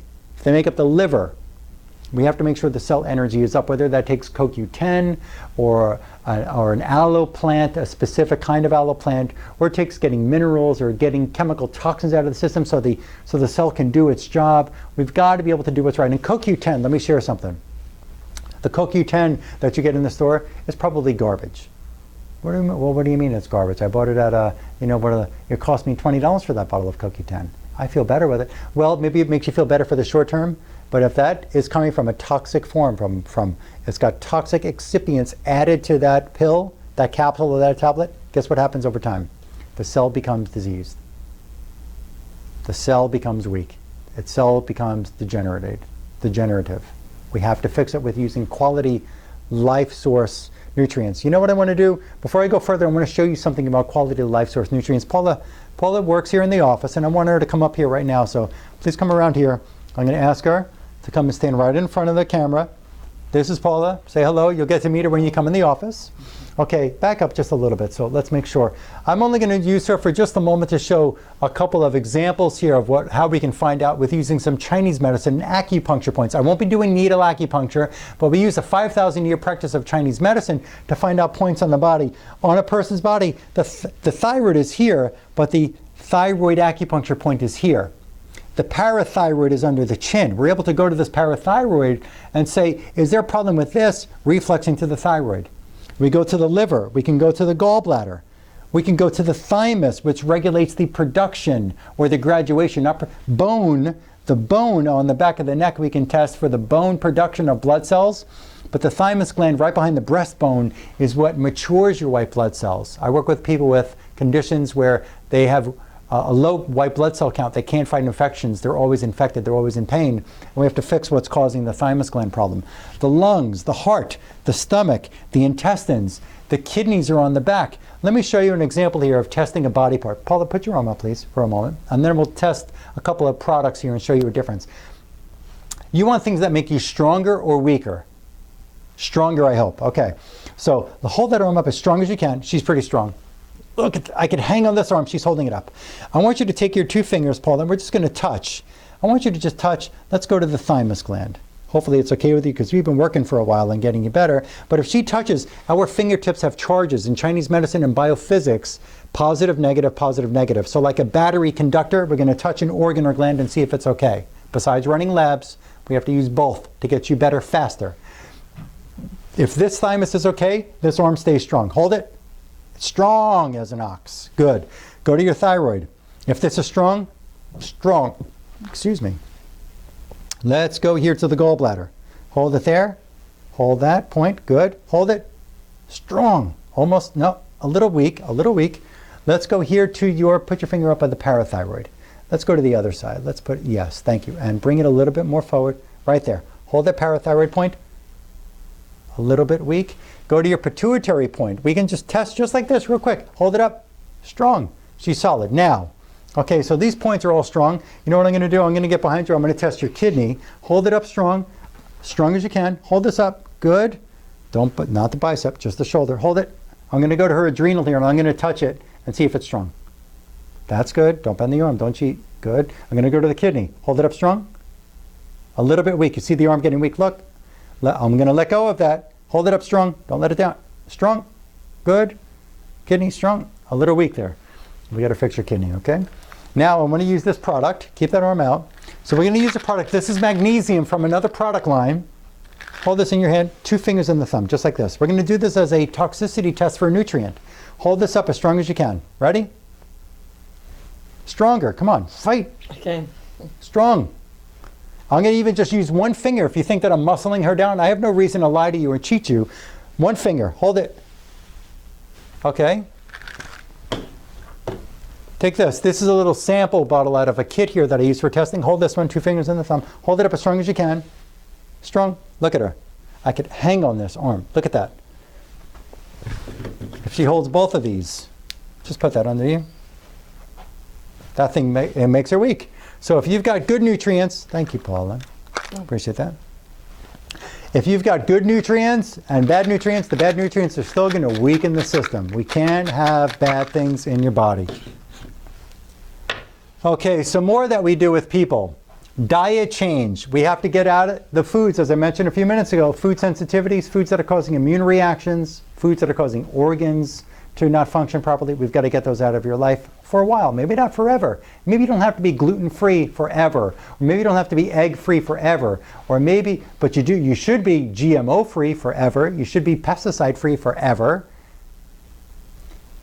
So diet change, we get into more details when I run you as an individual. Remember I said biochemical individuality. I said that earlier in this video. We've got to find the foods that are right for you. Infusion drink. We use some liquid forms of nutrients. And these nutrients are sitting in probiotics. They're cultured in probiotics so that they can deliver it right to the cell without any added chemicals. So we have some infection killers that are in liquid form. And they're perfect. They're strong. They're perfect for you. We only use what your body needs. We're able to find out exactly what you need, whether it's infection killer or some fluoride-free green tea that can remove radiation from the thyroid or the breast or the ovaries or the whatever, or the testicle state. We have to be able to use good quality nutrients, and the liquid forms, they go into a bottle of water and you just sip it throughout the day. It's kind of like getting an IV, just a little drip of medicine here, a little drip again, a little drip again. Don't just take all your nutrients at once and get a spike in the nutrients and then it all drops down. We need to keep on dripping in the medicine and make the body and the thyroid and the immune system better. A juicer. I highly recommend people get a juicer. The one that I use at home and I recommend here, it's called an Omega, O-M-E-G-A, Omega 8006. High quality juicer, and Highly recommend it. And juicing is definitely part of this program here. I hope that it would be part of yours if you enroll in my program here, but I'm going to tell you, I highly recommend doing it. I do it every day. I'm lucky enough, my wife makes 1 or 2 juices that are chock full of things like spinach and kale and parsley and apples and pears and radish and a number of things, and carrots. We can get more into that another time. But juices are great. We do a mud detoxification therapy that helps to remove those trauma sites I mentioned earlier, that ripple effect, sedating your organs and tissues. And the muds can actually pull out toxins. If there's mercury or a chemical right in the liver, we may use a mud with a detoxing chemical on it, that detoxing natural nutrient on it, that will actually pull these toxins right out of the liver or another organ, or the thyroid. Parasite elimination is pretty common that I see in people that have parasites, whether it's in the intestines, in the stomach, in the liver, in other organs, in the kidneys, on the adrenal gland. Let me say something else about the adrenals. We're going to get to a few slides in a few minutes about the adrenals, but understand, if you go and you feel fatigued and your doctor runs a cortisol test, a 1 spot in 1 day blood test, you're not seeing what's going on in 24 hours. Okay, so there's another test called an adrenal stress index. We could run it. It's a saliva collection test that you do at home. You mail it to the lab. It's got 4 times: morning, noon, late afternoon around 4 or 5 o'clock, and then evening time, right before you go to bed. You collect saliva samples, send them to the lab, and it gives us a chart. It gives us a graph through the day. It should be higher cortisol in the morning, and it slows down in the cortisol production as you're going through the day and going to sleep. And people can be in different kinds of situations. They may have adrenal fatigue. They may have a malabsorption. They may have maladaptation with their adrenal function. There's a couple of labs. There's Diagnostics. There's ZRT Labs that does this test. Maybe a lab called Metametrics does this lab. But we've got to understand something about that lab, whichever company is doing it, is that when you look at the adrenal, it can tell you what state it's in. It can tell you how much cortisol or DHEA production. If you're familiar with this, some people aren't, and I can go more in detail when I see you, but if you're seeing what state it's in, meaning how much production there is at a time or through the day, it's not telling you why it's malfunctioning. It's not telling you, is there mercury toxin from a tooth that's sitting on that adrenal gland?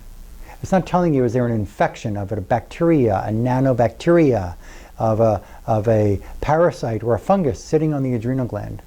It's not telling you, is an emotion that you're having causing an adrenal malfunction. It's not telling you, is it a sugar imbalance causing the adrenal malfunction.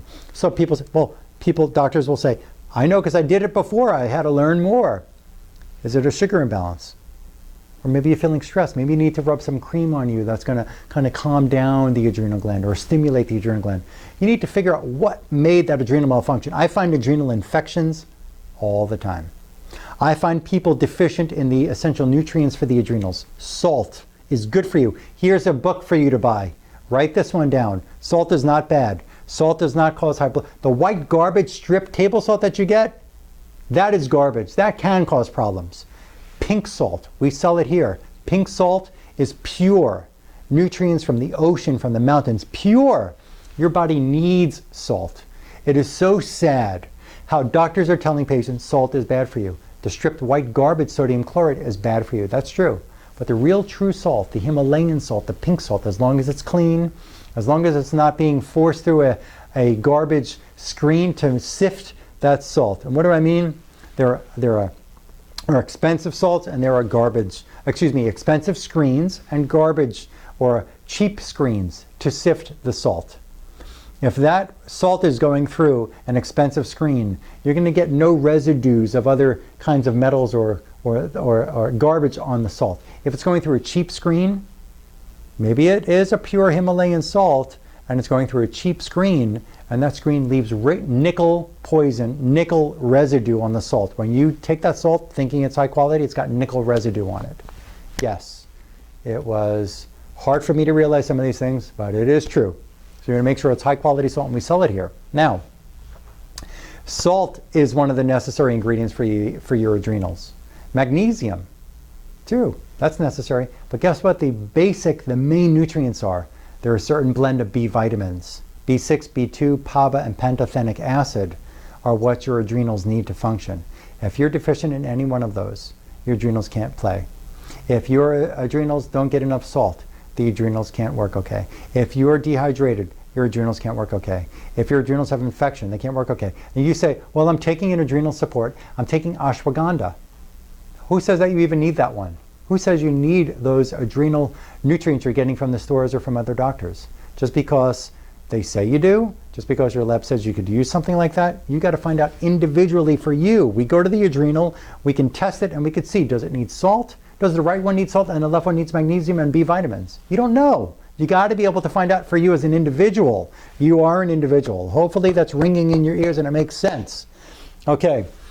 Parasite cleanse. Brain-based therapy. We go through and inspect the whole brain. Intestinal repair. If there's infections, supplements for all systems. We got to find out what's going on in this body and what it needs. Nanobacteria reduced. We got to fight infections. If you have, there's a bacteria called nanobacteria.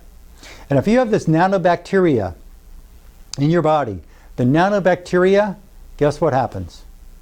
These little suckers, it was discovered back in '88 by a Finnish researcher that these little bacteria, they're born without a shell. They're born without armor. Once they get into the human body, they pull calcium from your bones and from your teeth, and they surround themselves in a calcium shell.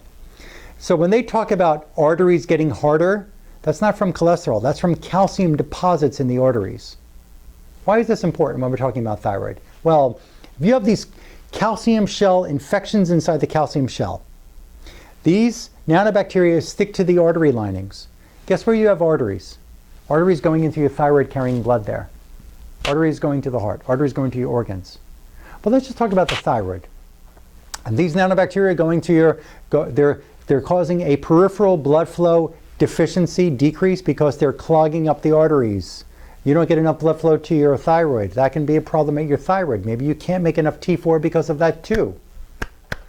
We have to kill nanobacteria. A lot of people have that. Look that up online. Look it up on YouTube. Nanobacteria. Biofilm removal. Removal. I've had to have people, there are people who come in where a root canal was diseased, it was dead, it was infected, and it was going to their thyroid. Same infection was found. I have kits. I spent over $2,000 in kits from a company in England.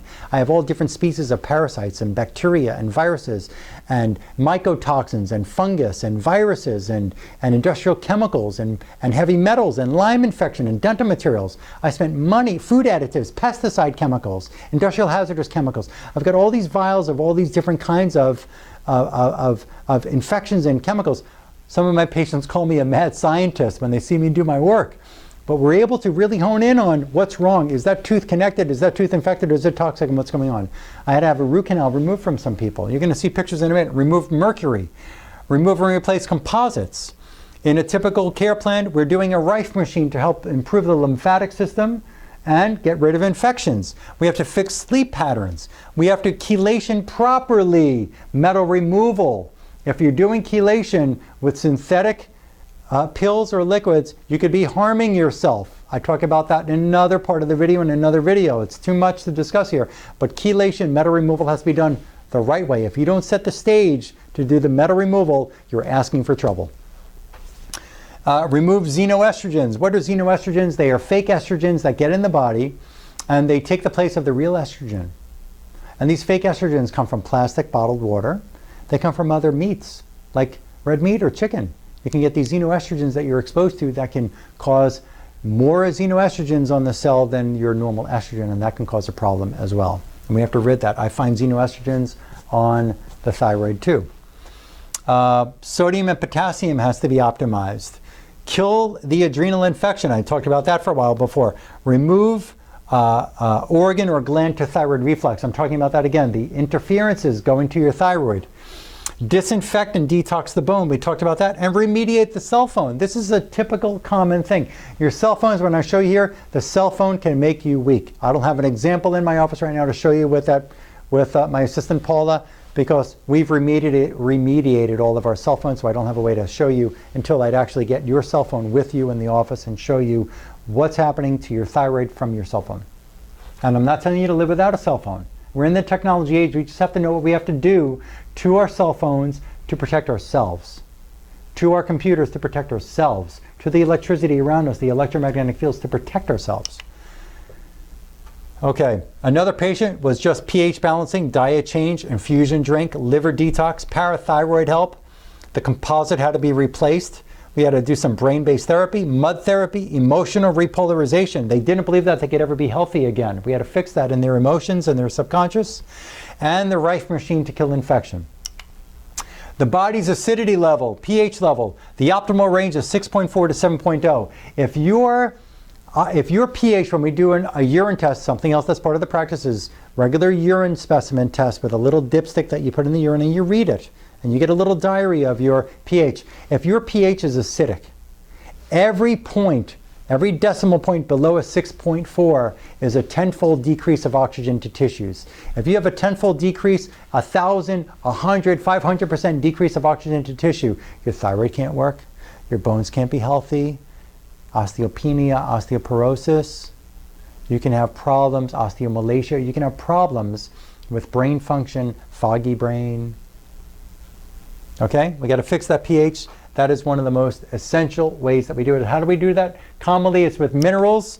We've got to maybe change the diet, getting away from certain acidic foods, coffees. We've got to fix the mineral uptake in the body, and we've got to see how the cell's functioning. There's a number of ways that we go into that, okay? We just talked about that, and we talked about that. And so commonly I use this Sango marine coral. Why this marine coral? Because it's highly ionized. It's not poisoned by the Fukushima radiation that's going on right now. Highly ionized. What does that mean? Is that in order for you to utilize calcium that you take in, it has to be either highly ionized or you need strong stomach acids. So if you're taking a pill that's an antacid that says it has calcium in it, when you decrease the stomach acid levels, you have no chance in absorbing that calcium. And that calcium can just bind up and become a ball in the intestines and make you have constipation problems. Listen, I'm going to say so many things here because there's so much information to share, so much knowledge that you need to get and grasp and embrace to get yourself better. You might have to watch this video twice, three, four times. Take notes. Get this information and you can be well. Vitamin D is added to a drink. Aloe might be added to the drink to be able to get proper utilization of the minerals in your body. Safe supplements. You know, Consumer Reports has an article, 10 Surprising Dangers of Vitamins and Supplements. Write this one down. www.consumerreports.org. And the magazine was in September 10th of 2012, and type in Consumer Reports Magazine 2012 Surprising Dangers of Vitamins and Supplements. Just type in those words and see that article. I've talked about here coenzyme Q10. It may be oxidized. It may not be what your cell can actually use. B vitamins are coming from coal tar. Your body doesn't want petroleum. Your body wants a once living source of a B nutrient. It can't use, your adrenals, your cells can't use coal tar derived B vitamins. It's not natural for you. Vitamin D. Most vitamin D that you're finding on the market is coming from sheep's wool. It's not coming from a once living source. You need fine quality nutrients. Fine quality nutrients. We carry them all here. We have a wonderful product line from a company called Premier Research Labs that was created by one of my great mentors, Dr. Robert Marshall. Excellent, excellent supplies from him. No, excuse me, no enriched foods. I want you to do some other research. YouTube search buyer beware or buyer be aware magnetic cereals. You know that your fibers that you're eating, like in certain corn cereals that are in the flake form or bran cereals that are in the flake form, these fibers have enriched, it sounds so good for you, enriched with minerals and nutrients. What has been discovered is they're taking a rock form of iron and pulverizing it and putting the powdered form of that rock iron into your cereal. So go and watch this magnetic cereals, and you're going to see people take cereal flakes, put it on a bowl of water. Here, they take a bowl with water, they put the flake of cereal on it, and they take a magnet up to the cereal, and guess what the cereal does? It follows wherever the magnet goes. Wherever they move that magnet, that's incredible. How can you think that a corn grain or a wheat grain should follow a magnet. It doesn't follow magnets unless it has metal that's attracted to the magnet. Watch that one. Buy quality foods. You got to stop eating. I said this before. We're going to teach you how to test to know if there's pesticides. You got to know, do you have quality foods or do you not have quality foods? If you're eating something that says organic, you better know if it really is truly organic. I find foods that are organic in the store that I don't find testing well. Maybe they've been irradiated. Organic strawberries. You know, strawberries get fungus on them really rapidly. So what would happen to the store that's buying the strawberries from different farmers and or big company farmers, and they're selling this as an organic strawberry? And then a day or 2 or 3 days later, all those strawberries have not been purchased yet, but they grow this white fungus on them, and nobody's going to touch that strawberry now. What's going to happen to all their money that they spent on those strawberries? It's going to go in the garbage with the strawberries that have fungus on them. So it has also been discovered that some companies create these organic strawberries and other products of the like, and they take them down the street to another facility that they have in secret, and they spray it with different fungicides, different chemicals. You better be aware. Mercury on wheat is not organic wheat. Captain fungicide on strawberries is not organic strawberries. Other things, organophosphates are poisons that are put on your foods. Organophosphates get in the liver. It's going to cause disruption in the liver. If your liver can't filter and it's got organophosphate poisons in there, you better believe you're going to have a problem making your thyroid levels normal. It's going to be impossible, 100% impossible. You know, if you're eating high quality foods, you need proper digestion. Here's something else we got to talk about is hypochlorhydria. Sorry, with all this sharing with you, I might stumble over a few words here. And we're almost done with this information here, but you've got to understand something. Your stomach, first of all, it has to be disinfected. So I find very commonly that people have infections in their stomach that we have to kill first, safely, without antibiotics. There's a way to do it. But also, the stomach has to have a good, strong stomach acid level called hydrochloric acid. Oh, wait a second, but Dr. Herman, I've got acid reflux disease. I've got heartburn. I've got reflux. My doctor told me I've got to make sure I take this antacid forever because I can get cancer. Hey, that's true. You can have a burning in the esophagus and get cancer, but you know what? It's not because you have too much stomach acid. God, Mother Nature, whatever you believe in, didn't make your body to make too much stomach acid. It actually, what happens is, in biochemistry we learn this, that when you have infections in the stomach that cause your stomach to stop producing the stomach acid, and age can cause you to stop producing stomach acid, and as a child, if you didn't get enough of the good salts, see, in a child from, let's say, up till 10 or 12 years old, your salt intake stimulates your adrenal gland. Your adrenal gland stimulates your stomach to make stomach acid. I find kids in my office with asthma. Once I fix that, the asthma goes away. Really. Asthma is not you don't have to keep using those inhalers. But back to the thyroid and back to you with digestion. When your stomach acid level, hydrochloric acid level gets too low, and you eat food, and that food, whether it's a steak or it's a cookie or whatever, when it sits there in the stomach and there's not enough acid to wash it and dissolve that food and put it into the intestines dissolved, guess what happens to that food? What do you think happens? It rots in the stomach.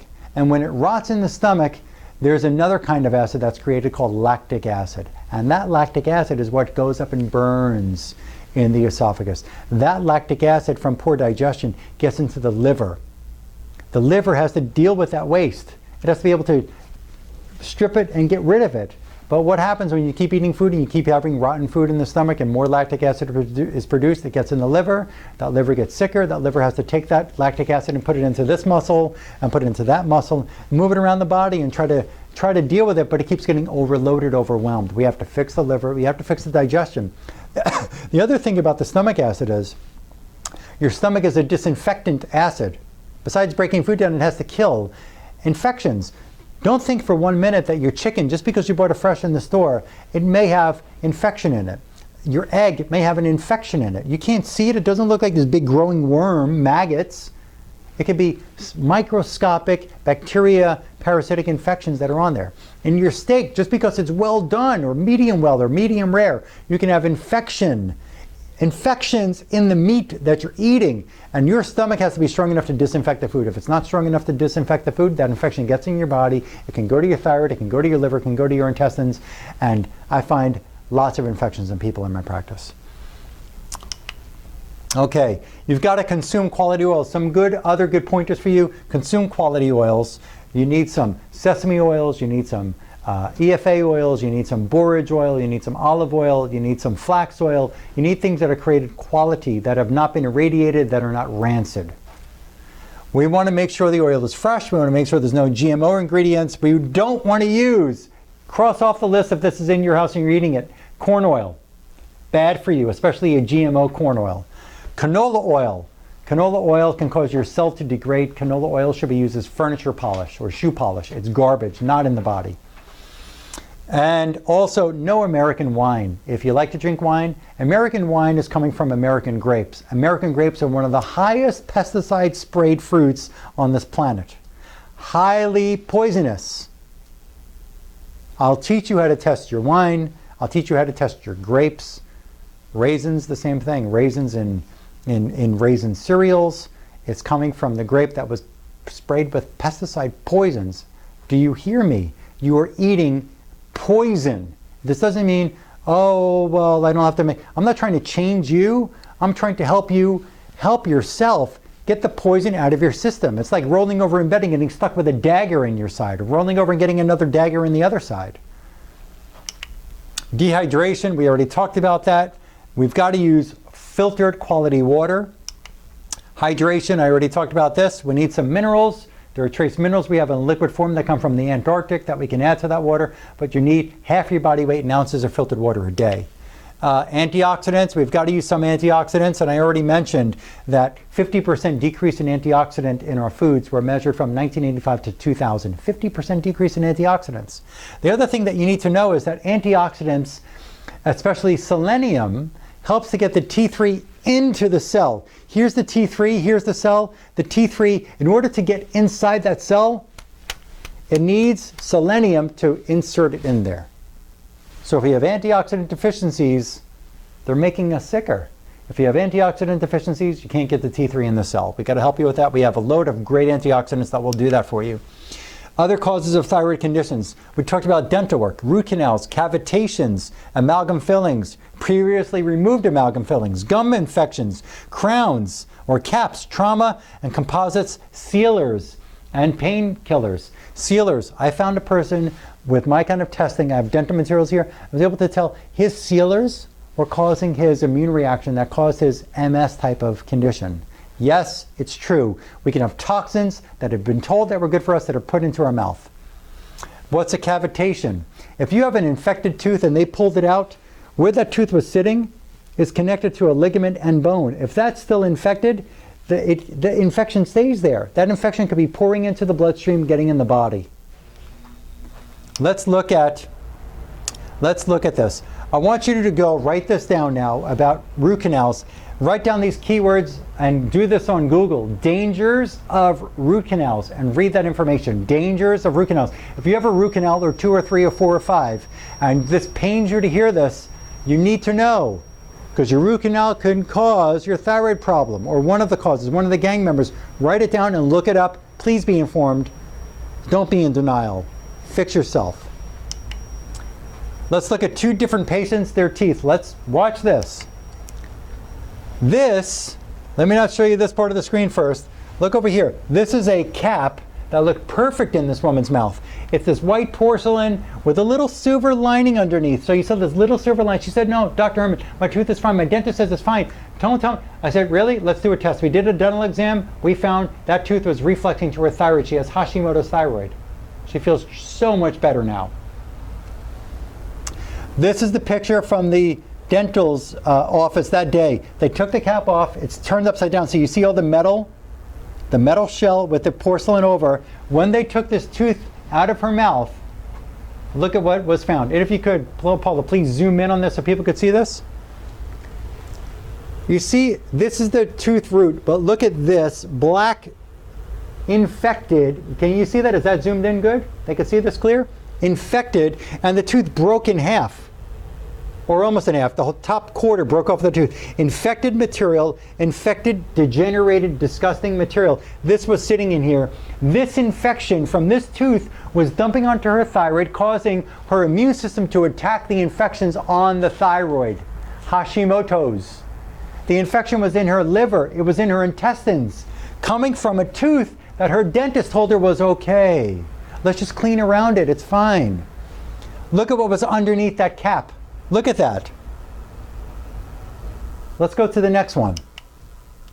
Another patient. Thyroid disorder, depression, anxiety, sleep problems, fatigue. Man is very super nice, but all of these, he's like, what happened to me? My life, I just feel like everything is slipping away. 50 plus years old. Why don't I feel well? One of the steps with him, I do a dental exam in the office. One of his teeth, it had a cap. They took the cap off. The tooth broke. I have another picture broken into 4 pieces. When they pulled the tooth out, it shattered into 4 pieces. This is one picture that shows 2 of them.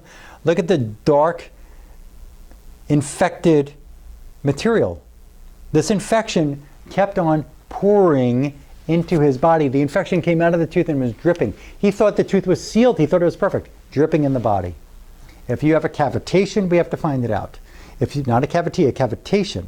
If you have a cracked tooth, if you have a tooth that broke off, if you have infection in the gums, if you have a root canal, if you have a cap, a crown, if you have mercury fillings, we have to find out. We've got to get rid of the toxins. You've got to get rid of the infections, because these are going to continue to drip on the thyroid, and now your immune system is doing the right job.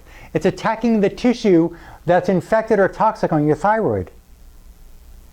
Your body didn't attack itself because it got stupid. It's an autoimmune disease. It's attacking infections. It's attacking toxins. It's doing the right thing. Your doctors have just been clueless and have not been able to figure this out for you. We're going to do it for you and get you well. Go to YouTube and enter smoking teeth. I'm going to say this once. Pause this and write it down. Smoking teeth equals poison gas. Also search how mercury causes brain neuron damage. University of Calgary. How mercury causes brain neuron damage. University of Calgary. Write those down, look them up. Here's a picture I got from my immune doctor that I studied under, Dr. Aristovajdani, that immunologist. Look at this. A tooth with mercury, a slow release of mercury right onto the thyroid gland, autoimmune thyroid disease. Can we see that clear? Is that zoomed in enough for them to see this one? Mercury from the tooth on the thyroid. Okay, we're going to move on to the next one. Gum infections. Check this out. Maybe we can zoom in. Maybe they can see this more. I don't know on the screen. Maybe not. That's okay. I'm going to read it off. They can write it down. Gum infections. This out of the Journal of Mucosal Immunology in 2012. Write this down. Mucosal Immunology 2012. Periodontitis, gum infections, tooth infections, rheumatoid arthritis. This was done, studies that were done in Glasgow, UK, United Kingdom. This was published in January of 2012, online. Gum infections causing rheumatoid arthritis. If the gum infection can cause, yes, I do work with people with rheumatoid arthritis too, so if you know somebody, we can help them. If the gum infection is causing, and they look perfect. These gums looked perfect. They didn't look how bleeding and swollen. These were people who had clueless that they had gum infections, parasitic infections, bacterial infections that are going down and causing deformation of their joints. If it can cause something in the fingers this far away from the gums, what about your thyroid? Pause it, rewind it, look up that one. And here's what they said from this mucosal immunology. Invasive bacteria, rheumatoid arthritis. Same thing can happen with Hashimoto's thyroiditis. Viral infections. Here's something else that's really, really, really super interesting that I learned. Dr. Panjwani in Cambridge University, or University of Cambridge, maybe that's the proper way to say it, in England or UK. 1995 to 2000, he did studies about autoimmune disease. Virus-induced autoimmune disease is his paper. And one thing that he said is that autoimmune diseases are not just the body got stupid and decided to attack itself. He said that people have infections and toxins, but most of these infections are viral infections. Okay, Dr. Herman, I already know I have Epstein-Barr, I already know I have Coxsackie virus, I already know I have whatever virus that they've told you. I know I have different viruses, and the doctors can't do anything, or they gave me some antibiotics, which is the wrong thing to do. But what Dr. Panjwani found is that viruses not only will make these diseases occur, because your body's attacking the virus, but 35% of these viruses are from your own DNA. Your own DNA.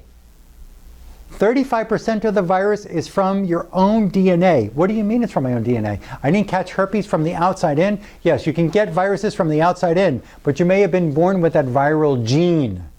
You've heard of cancer genes? There are viral genes. 35% of your genes have viruses. So epigenetics says when the environment changes, when infections are going on, when chemical insults, when pesticides, all these things, they cause our genes to break down. And something else, Dr. Brzezinski, who's well known for his work with cancer in Texas with anti-neoplastons, he showed that all of your DNA have 90 million, yes, that's right, 90 million protectors per cell. These are known as methyl groups.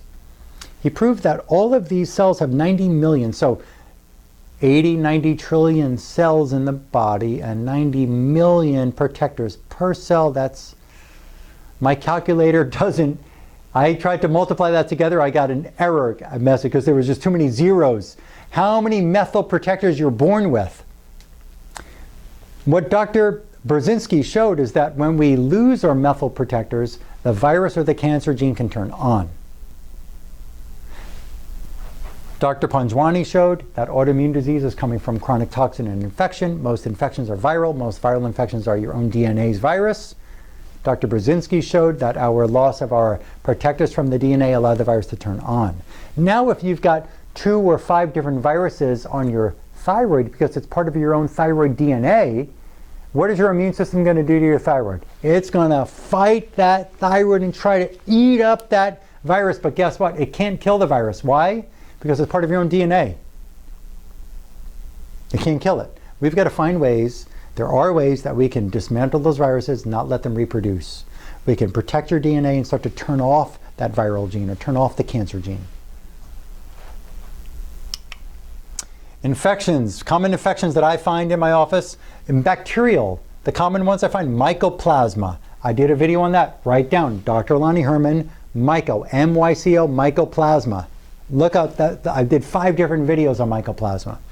Mycobacterium, I find staph, I find strep, I find H. pylori, I find a number of things. Salmonella is a common one that I find. There's about 80 or 81 different individual bacteria that I have in the kits that I bought from a company in England. So I don't remember them all, and I find a number of them in people. Some people I find 50 different bacterial infections, 20, 30, 3. Parasitic infections, I commonly find pinworms, I find tapeworm, I find heartworm, I find roundworm, I find whipworm. These are big deals. We got to get rid of them because they're feeding on you. They will eat you. They suck on your blood and eat your food. And one of the problems with sleep disorders that I find, what I found in research, is that if a person falls asleep at, let's say, 10, 11 o'clock, let's say they can get off to sleep, and let's go through sleep for a minute. In order for you to fall asleep, your gallbladder has to be functioning okay. In Chinese medicine, the gallbladder terminates at the sleep point behind the right ear. It has a terminus point. So if you can't fall asleep, gallbladder problems. If you can't stay asleep, brain chemistry problems and infections in the body and poor digestion. And if you can't fall asleep and can't stay asleep, you've got bad gallbladder, infections, teeth, bad digestion. If you wake up tired, let's say you fell asleep, you woke up at 1 o'clock in the morning and you're up through like 3 o'clock in the morning or 4. That's the typical time that these parasites wake up and they start feeding on you. So you wake up and go, why am I awake and I'm staring at the ceiling and besides I had to go to the bathroom, but now I can't sleep and I'm up. Well, besides that, you've got to be able to not drink late at night so you don't have to empty your bladder at 1, 2, 3, 4 in the morning. But if you're waking up at 1, 2, 3 in the morning and you stay up for a couple of hours, you've got chronic infection that is feeding on you that we have to kill the infection, safely kill the infection effectively, and be able to test you and know that the infection is gone. A stool test doesn't show it. You know something about parasites, and people tell me, stool test, but my doctor ran a stool test. I used to run the stool test. I didn't always find the infections, folks. I used to do it. And a stool test study was done. Research showed that in UC of San Diego back in 1988, they did a study on dogs. They had 100 dogs that were going to be put to sleep from the kennel. And they said that they wanted to find Giardia, a parasite called Giardia, in these dogs. They ran 10 stool tests per dog out of each 100 dogs. Each of the 100 dogs, excuse me. 1,000 stool tests were done. 23% of the labs showed that they have the Giardia parasite. Only 23%. They put the dogs to sleep, they autopsied every dog, and guess what they found? 75% of those dogs were infected with the Giardia parasite. But only 23% of the stool tests showed infection. So the stool test is not the best way to find if you have infection in your spleen, in your liver, in your kidney, on your adrenal gland, in your bone. The stool test can't do it. So we're going to put those stool tests to shame and the blood test too, okay? I find fungus, I find mold, I find Lyme, I find viral infections in my office. The adrenals, another thing that you need to be able to sleep, the adrenals have to be in good shape. That's true too. And I already talked about this earlier, is that the adrenals need, the first basic is B6, B2, PABA-pantothenic acid. We want those Bs not to come from a coal tar derivative. Normal levels of progesterone, because if progesterone is decreased, you have increased levels of stress on your adrenals, which means decreased adrenal function.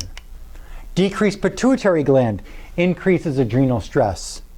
Dental issues not noticed or not noticed, or not noticed and not resolved can cause pituitary and adrenal issues. So if you got poor progesterone levels, if you got poor B vitamin levels, poor salt levels, poor magnesium levels, you can't have good adrenal function. Poor pituitary levels, not good adrenal function. Something else about the adrenals is, number one, people say, well, I take magnesium. Well, you've got to have normal adrenaline function to be able to sustain and suspend the magnesium in the body. If your adrenaline is deficient, and that doesn't mean I'm up and speeding, I'm talking about adrenal output. If your adrenal output is not at normal levels, you can take all the magnesium you want, you're not going to be able to utilize it because your body's just going to get rid of it really quickly. You've got to be able to have normal adrenal function to keep the magnesium. Something else you got to know about your adrenals. The adrenals' number one job, besides supporting your thyroid, the adrenals' number one job is not energy. That's its number 3 job, is giving you some energy.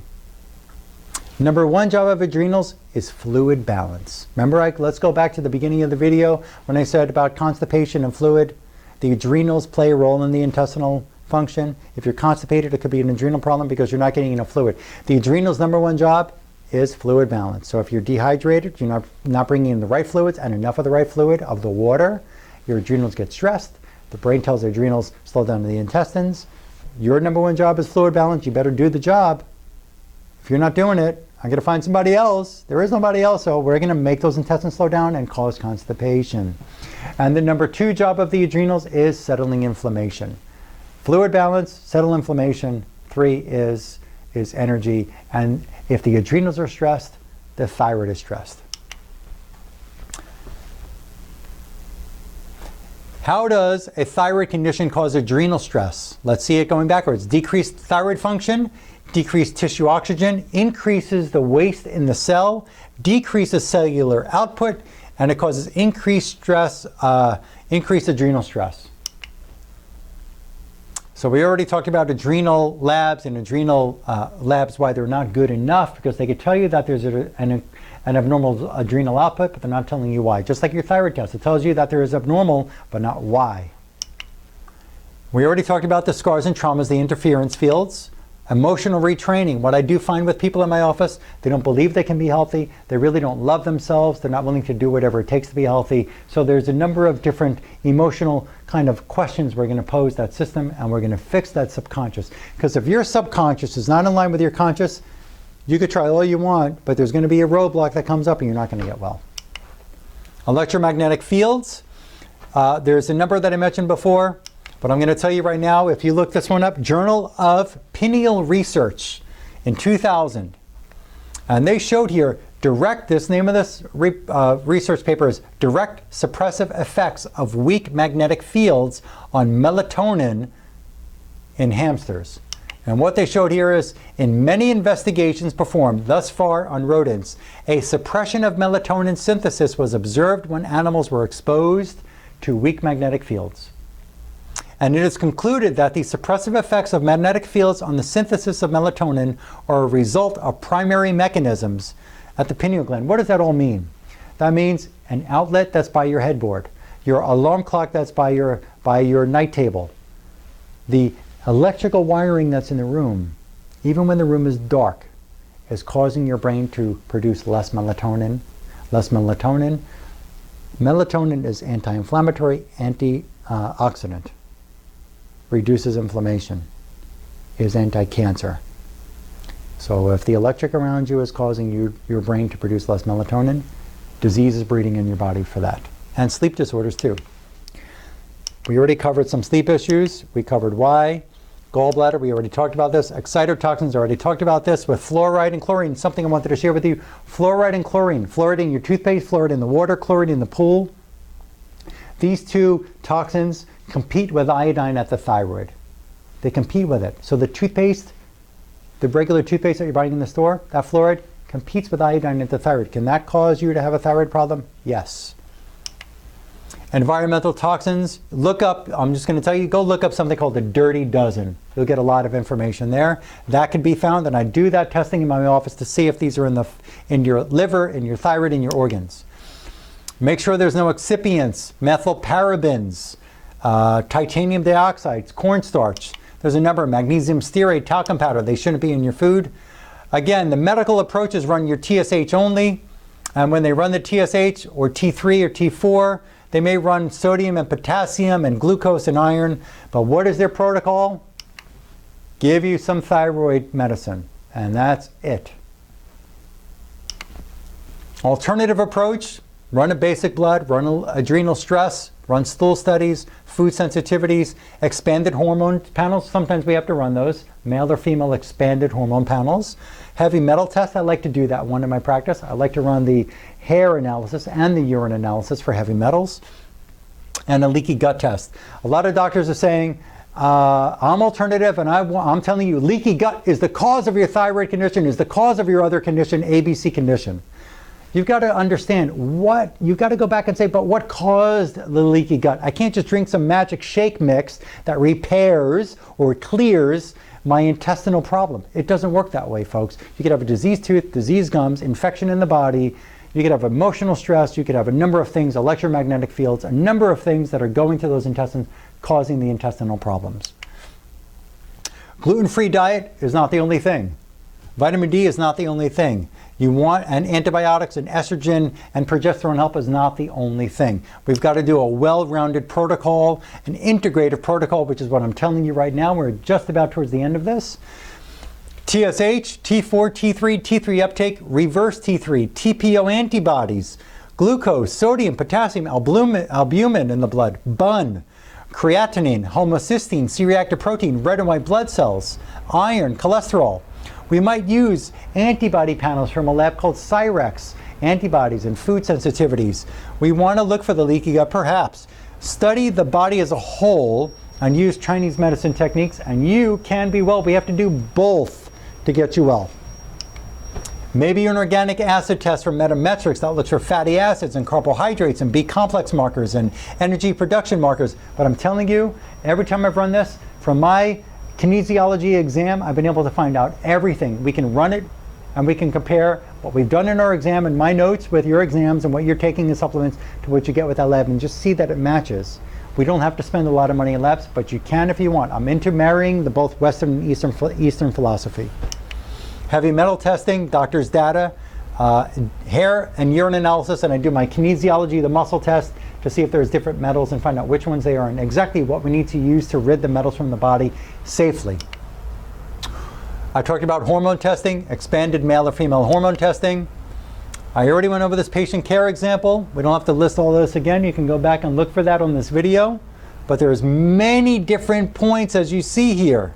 Many different points that we have to handle. It's not just, here's your thyroid medicine, or another doctor says, well, take this other natural thyroid thing and follow a gluten-free diet and take this antioxidant and vitamin D. And that's all you got to do.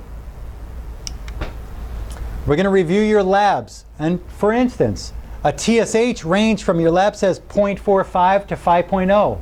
Maybe that's the range. That's a pretty broad range. We need to use tighter A+ ranges. I can't, here's a vitamin D for instance, a 30 and 100. 30 is low, 100 is high. When was the last time you took a math test where the 100 is a high and a 30 is still passing? To me, a 30 was an F. A 60 was a D. A 70 was a C.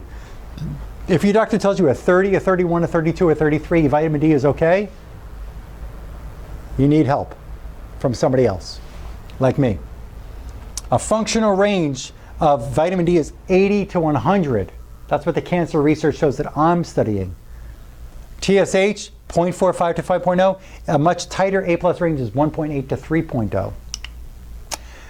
Where you can get some great information about chronic infection from one of my great mentors. The man is a genius biochemist. He's one of the best nutritionists I've met. He's amazing. He does have a radio show. I love him. His article, look it up on the internet, called The Overlooked Role of Chronic Infection in Neurodegeneration and Its Reversal Using Nutraceutical Agents, Dr. Robert Marshall. Food sensitivities can be run through a lab about different foods, but I'm telling you, we have a way here to test you right in the office. You bring in foods, I test those foods, I will tell you if they're okay or not. But we can still run the lab if you want. The leaky gut lab we can run, and we can look. This is what a leaky gut looks like. There's a little break in the intestinal membrane, and it allows different infections to run through, and xenobiotics and antibodies and enzymes and different things to get through that can cause the body to become more inflamed. We won't have to get into some technical points here, but let's really understand a bit more about the brain. I said the pituitary, the hypothalamus are located here, your brainstem. These help to regulate thyroid function and organ function. If the brain is not doing its job, when we do a brain exam, when we find out we have to fix that, okay? It may not be working at 100%. When was the last deep brain-based examination you had by your endocrinologist? Or even a neurologist for that matter. Okay, only call. We're at the end of this video, and I'm glad. First of all, I'm glad that you were able to tune in. I want to thank you, first of all, for coming and listening, coming into my world and listening to this extensive production of what is really going on and what you're missing from your doctors, what you're missing in the thyroid protocol you've been following, and what can do better, how we can do better for you. I want to thank you for allowing me to come into your home or your office or your friend's home for that matter to watch this video that's chock full of amazing and different information that really can help you restore your life. But I'm going to tell you something. I get very busy with patients who really need quality care. And we don't just do one thing. Again, there's a gang up effect. I talked about that before. You've got many different causes of your condition. But please, if you're not ready for this, don't call. When you're ready, call. Maybe it takes you another 1, 2, or 3 years to go through some protocols of change your Synthroid to Armor, take something natural, try gluten-free, and you still don't get better. When you want to get better, this is the place to be. My office with me. But please, only call. Out of a scale of 1 to 10, and 10 is severe and 1 means there's really not much of a problem. 5 is, well, kind of maybe I got a problem. If you're not at 8, 9, or a 10, don't call here. I don't mean that to be harsh. I'm just telling you, I only help the people who have really gotten to the point where they've had enough and they're ready to do what it takes. What it takes. So if you're below an 8, 9, or 10, Please just wait until you get there, because you're just not ready yet for this kind of extensive work and program. And this is not simple. This is work to get you better. We're going to work to get you better, and you're going to have to put in the work. I told you, order and read, Water and Salt. Watch the documentaries like Food Incorporated or Food Inc. or Food Matters. Food matters. It is important. You may have to invest time, energy, and money in yourself. You are the treasure. You are the treasure. Not your car, not your boat, not your spouse, not your house. You are the treasure. You are the treasure. You've got to wake up to that. You have to take better care of yourself. You're the one. You're the only person who can provide for all of your loved ones. You're the only person who can provide the home or the food or the shelter or the love for your loved ones. And if you're sick and you can't take care of yourself, how are you going to be able to do that for anybody else around you? And if you're gone, those people will miss you. They'd rather have you here. So think about these questions. What does this thyroid problem cost you in time, in money, in friends, missed family events? What does that cost you? Number two, where do you picture yourself in the next 1 to 5 years if you don't fix this problem? Where do you picture yourself? How much worse do you have to be before you really want to do what it takes, fix yourself, and then move on in life and be happy and healthy again? And what is it worth for you to rejuvenate your life and live happy and healthy again? Would you invest money in yourself? And I say that we're at the end of this show here. I say that, would you invest money in yourself? Because let's face it, if you've already been diagnosed with hypothyroid, if you've already been diagnosed with Hashimoto's, you know what your insurance has in store for you. They'll run the ultrasound on the thyroid, they'll take a biopsy, they'll do a radioactive uptake test, they'll give you Synthroid or some other medication, and that's it. And they'll check on you with your doctor. But that is all. They're not going to do everything that I talked about here. They don't know how to look for this, they're not going to pay for this. That's the other sad fact here. We've got not only HMOs and Medicare, Medicaid, we've got some of these health insurance plans that are PPOs. They don't want to cover if this kind of work. They don't. They don't. Please, if you call my office and you get my assistant Anna on the phone, and she's super, she's wonderful, she'd be willing to help you. But if you're going to ask her, does my Medicare cover this? Don't waste her time. Does my HMO cover this? Don't waste her time. The answer is no, they won't. They will cover, here's your other prescription for your Synthroid, here's your thyroid ultrasound, here's your x-ray. That's what they'll cover. They don't recognize this. They won't do this. It's unfortunate. Sometimes there might be a little bit of participation from certain PPO plans, but it's few and far between who are willing to do it. Now with Obamacare coming around the corner, it's going to be even more restrictive.